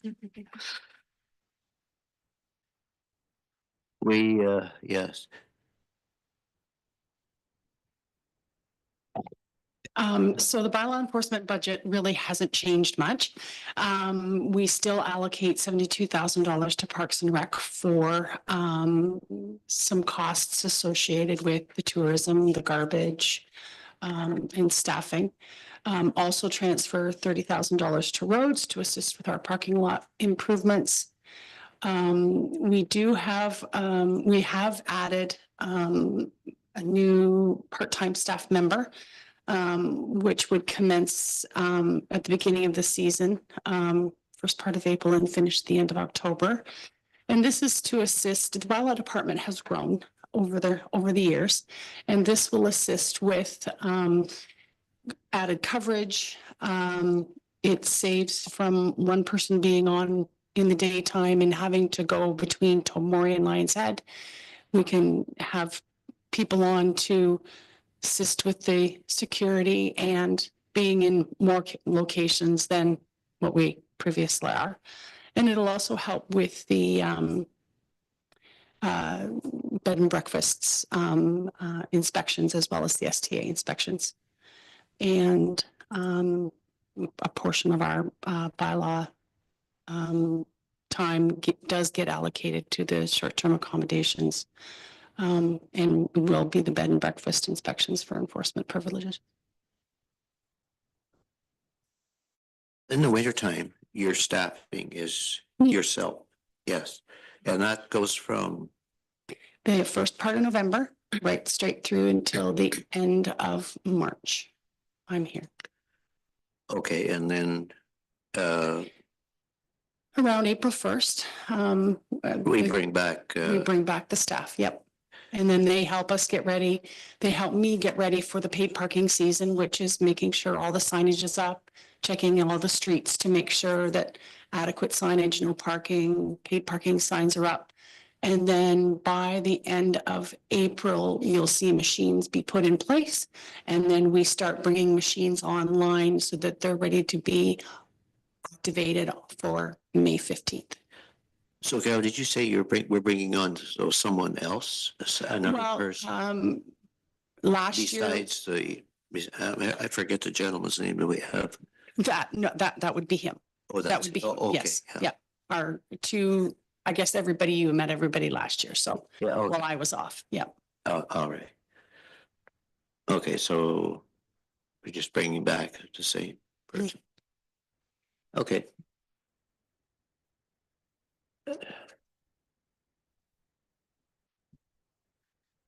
Any questions of Carol? If not, thank you, Carol.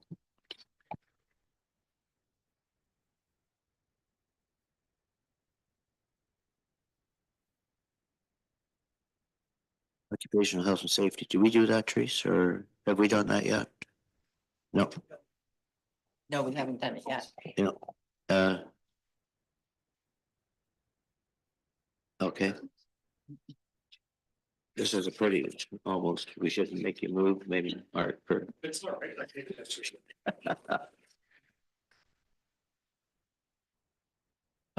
Occupational safety. So this part of the budget supports our health and safety program and our committee. So all our training expenses, certifications, our supplies, generally speaking. And we do work with IT department a fair bit. We are starting to digitalize a lot of our resources in terms of our, not just our physical workplace health and safety boards, but putting it digitally.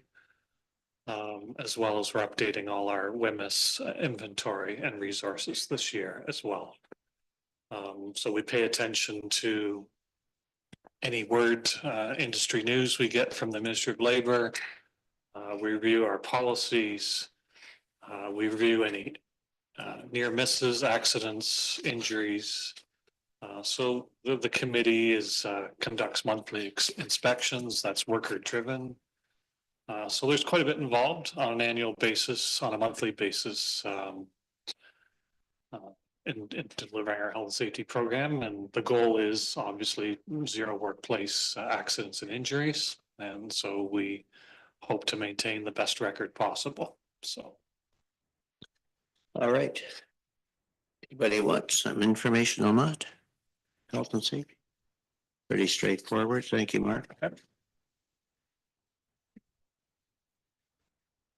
Did Jack do emergency last? Yes? Yes. Yes. What else is left, Teresa? Eh? Cemeteries, right? Okay, yes. Alex.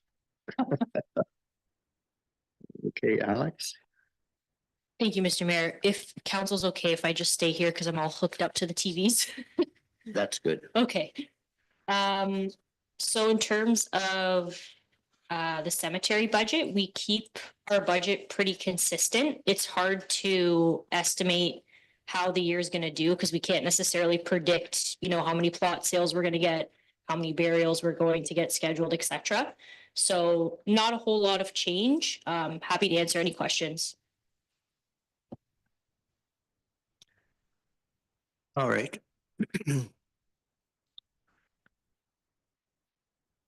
So on the St. Edmunds one, so we're still.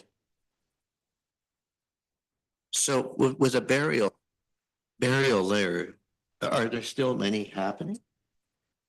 Sorry, which cemetery is that? St. Edmunds North. The one that we're Dunk's doing Bay. the archaeological. Yes, we still have had a fair few burials, and I can tell you how many we had last year because I would have that number. And they have to go through this process, right? Or, Correct, yes. Okay. Every burial, we need to schedule an ARC assessment to be completed first before we can actually do the burial. okay, all right. Any questions on cemeteries?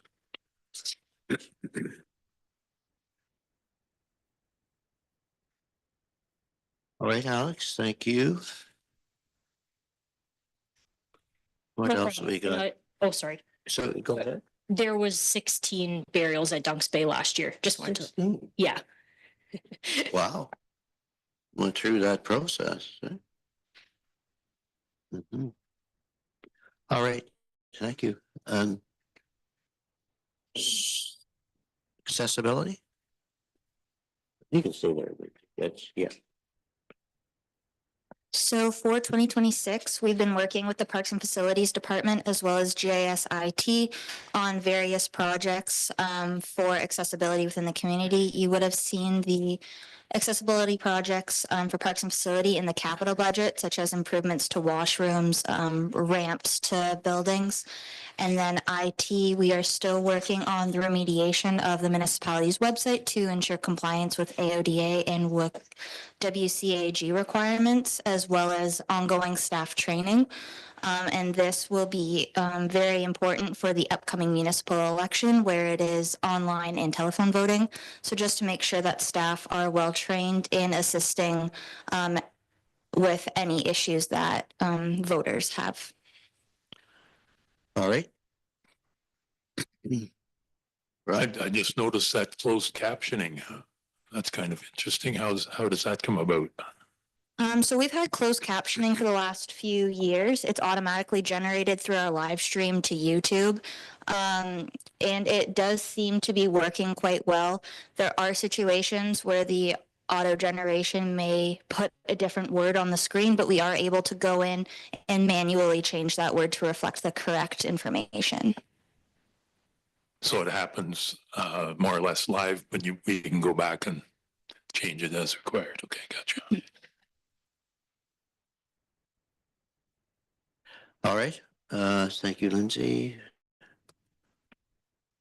Next, we've already had fire. You want Jack to come up? Jack, where he presented his capital budget. Yeah, okay. Oh, Jack's right here. Okay. Wonderful. Welcome, Jack. Good morning, everyone. Morning. So for the operating budget for fire, we have increases into our wages to make up for wage increases for firefighters last year, as well as a full-time staff member over the course of this year. Last year, we hired a full-time staff member in July, so this helps augment that. We also have an increase in apparatus maintenance. We're seeing increased costs to maintain our fleet. So this is a $15,000 increase to offset some of those rising costs that we're seeing with apparatus maintenance. We do have one pump repair that we'll have to do on one of our tankers this year that will be captured within this line item.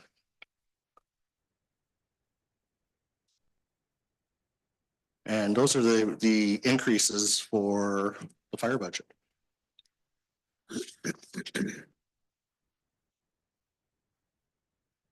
Oh, Any questions from council?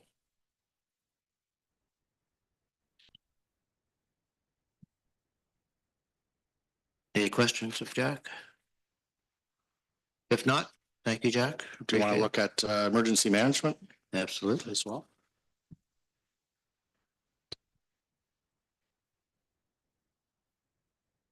And there are no changes to the emergency management budget this year. It's remaining the same as it was in 2025. Good.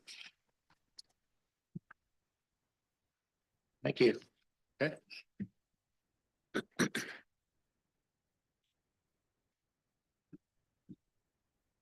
And then we are going to, that brings us to conclusion. Okay.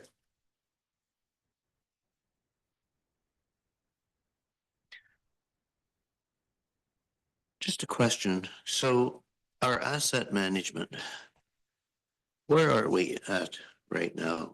We have to put some time in until noon here, so. So in October, council approved our current asset management plan, and on an annual basis, we will have our engineer work with us to update it, and we'll present updates on a regular basis. Our goal is to actually have a asset management workable web page for the public this year. So that's the 10,000 annual Correct. that okay. And our water wastewater master plan, where are we at with that one?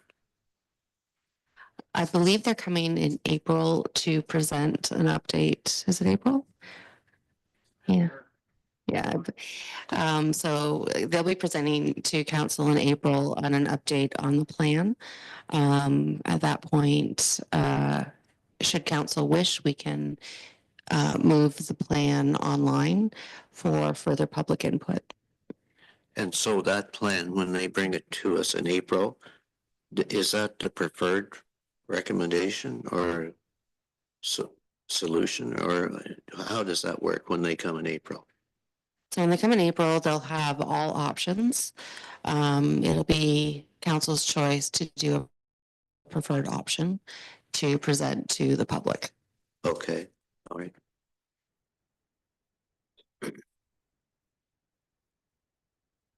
So that is April, and okay.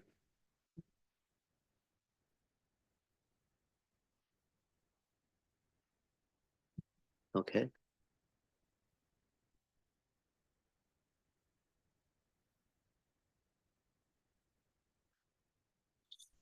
So,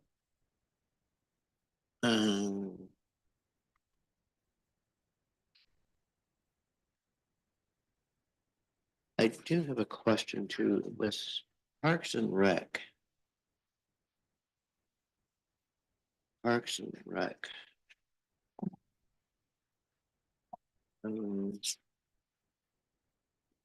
Where is that? And this is sort of it's the capital expenditure. And I was just wondering, like the 280,000 and Mark, yeah, the $280,000 that's being expended for the parking lot improvement. So that just comes out of your budget, does it, Mark, or? So that involved 3 Centennial Drive in Tobermory, Yes. the former daycare building. Yes. So that involves complete demolition, cleanup of that facility. Yes. So that's about 80,000 of that. Yeah.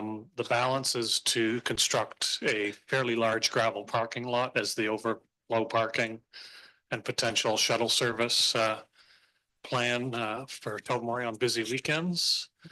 And maintain the existing septic, tile bed and hydro service on site to facilitate a small washroom type facility to service the parking lot. Okay. So my question is, can that come, so that's serving tourism, right? So can that come from somewhere else? Because and I agree, I see, Mark, how your budget has increased, which it needs to facilitate the facilities that we do have. But I just think that 280,000 or maybe a couple 100,000 is taking a lot out of our facilities reserve for that purpose. So it's just something to look at. And, you know, yeah.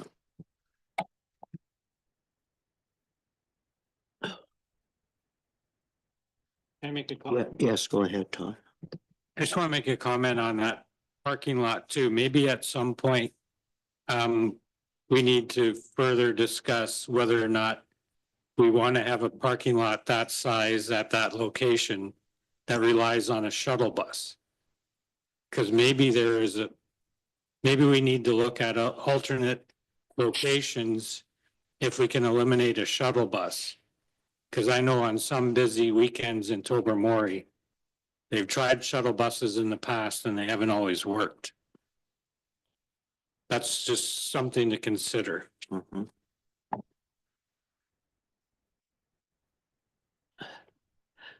Yeah, and just on the, were we anticipating a shuttle this year or are we just getting things ready this year? I think the intent was, once the parking lot is open, to have the shuttle system working at the same time. Okay.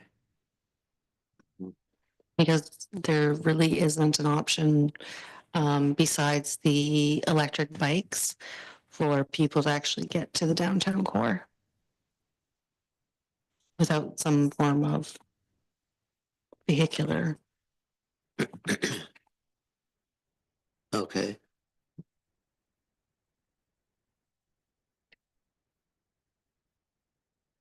And, yeah.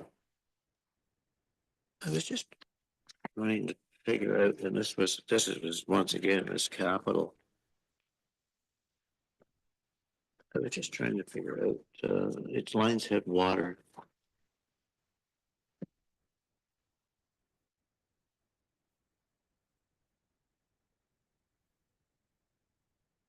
Lines Head Water, not it. Small water system. Lines Head Water. So we're saying that we're doing 156,000 in capital works there. And yet, out of our reserve, it's showing 304,000 coming out. So it's, I don't know, maybe I'm just missing something here, but I'm just wondering if you can look at that one as well.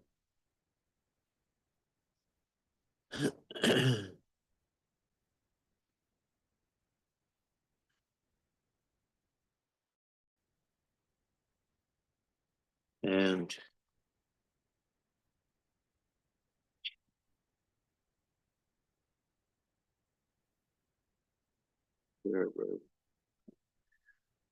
the other thing too.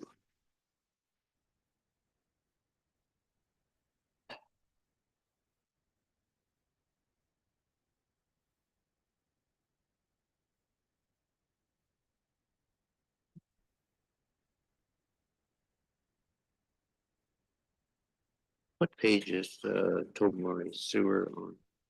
Doug, do you know what page that is? Yeah. Lines of water. Oh, okay, Lakewood sewer, Tobermory sewer.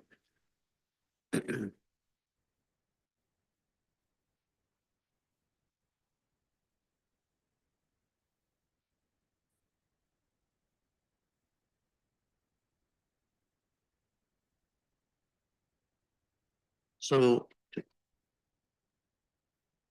Tobermory sewer.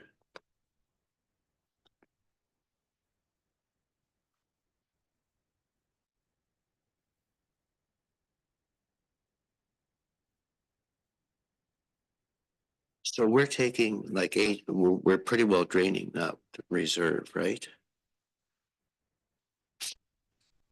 Like, and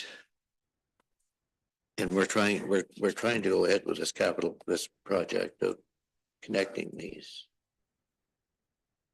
And I'm just wondering, like, do we have a method of getting that money back, or like, I'm just wondering how, because it's quite a, how much was that, is that 800,000, isn't it? And I'm just wondering what are, and I asked the same question last year too. How do we propose to try and get some of that money back? Do the people have to connect, or we're just running the thing by there and they can connect if they want to? It's, I don't know. Is that, how are we going to work that, Troy? Do we?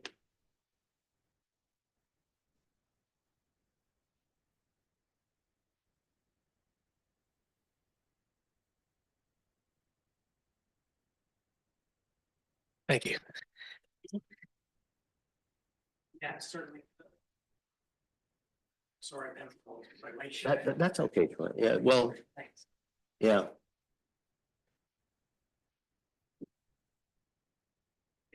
Yeah, so normally how things work is they pay a fee once they hook up.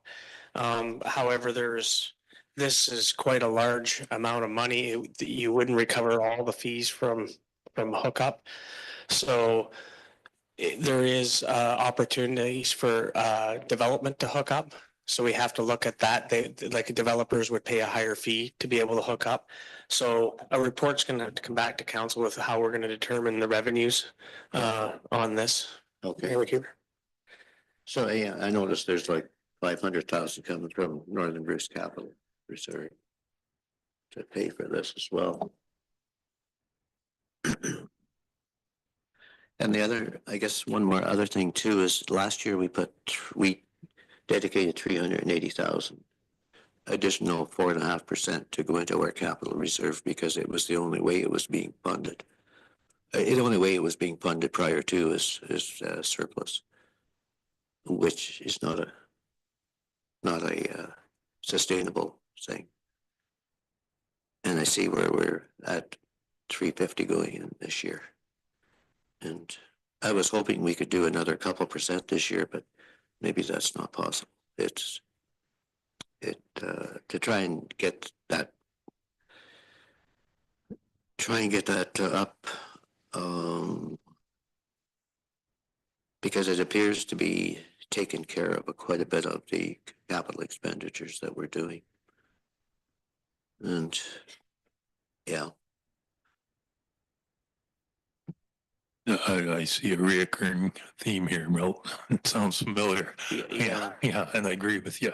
We sort of have to keep an eye on. I just have to kind of keep an eye on that, and I'm not sure whether, so we're already sitting at 5.88 on our levy, isn't it, Trace?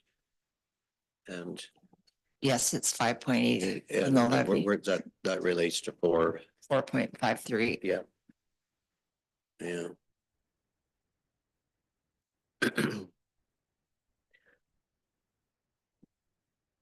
Yeah. And I mean, I could take a look at Jack's budget and there really wasn't anything going in there the first look I took, but it looks now that there's about 70,000 going into a reserve there, but that is not going to keep pace with what spending is going to be required there. So obviously that money has to come from Northern Bruce Peninsula Capital. So, and it is, there's just projects every year that's coming from Northern Bruce Peninsula Capital. And that's fine, as long as you have enough money going back in to take care of all these capital projects. And the capital projects are necessary if you're going to keep pace with or keep up with what's required to keep them in decent shape. So I don't know.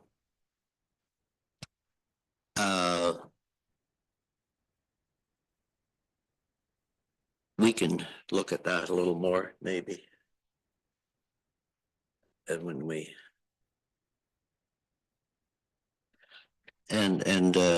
like with regards to Mark's budget, I'm not suggesting that budget go down 200,000 either. I'm suggesting probably there's other projects that need to be done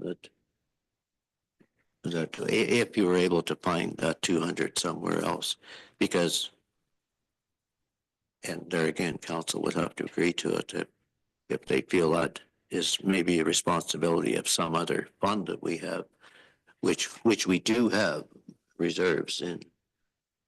And I know in some cases people are asking us, what are we doing with these reserves? So maybe we need to take a look at another one too, I guess, is that Troy, the project that or the trail that we're suggesting, the walking path that we're suggesting for Tobermory. Where are we with that one, Troy? We actually have a survey completed of the northern section of Big Tub Road. We haven't completed a southern section because at one time we were just talking about maybe a parking facility in the north. Yes.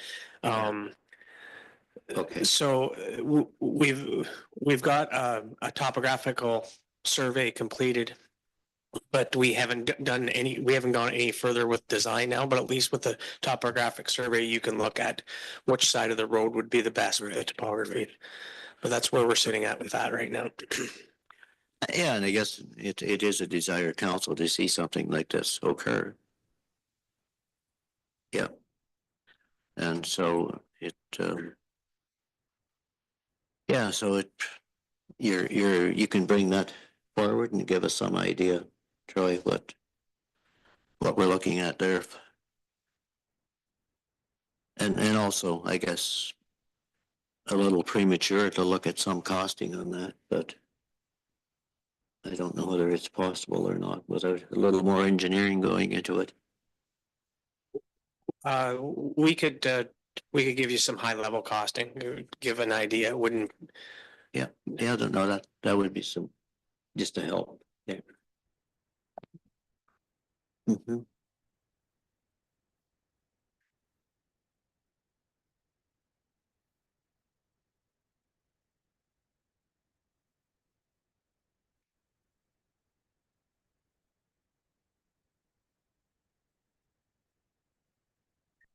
All right, anyone else have any comments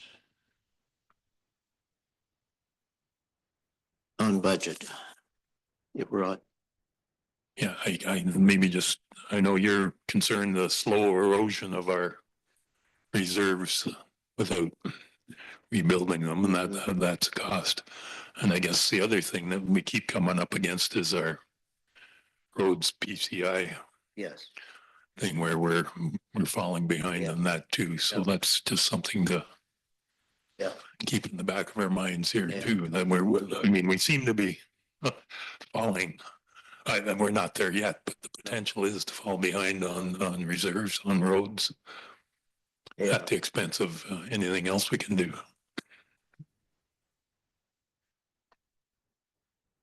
Anyway, give staff something to think about and maybe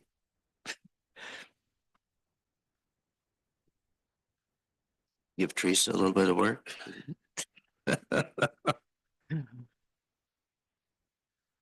All right, and if there's nothing else, is there anyone have any comments to make on the budget? I know there's always a lot of work goes into a budget and appreciate all the work the staff do to try and bring it forward. As good a budget as they have this year. This is very little work to do in this budget, I don't think, so. Appreciate that. And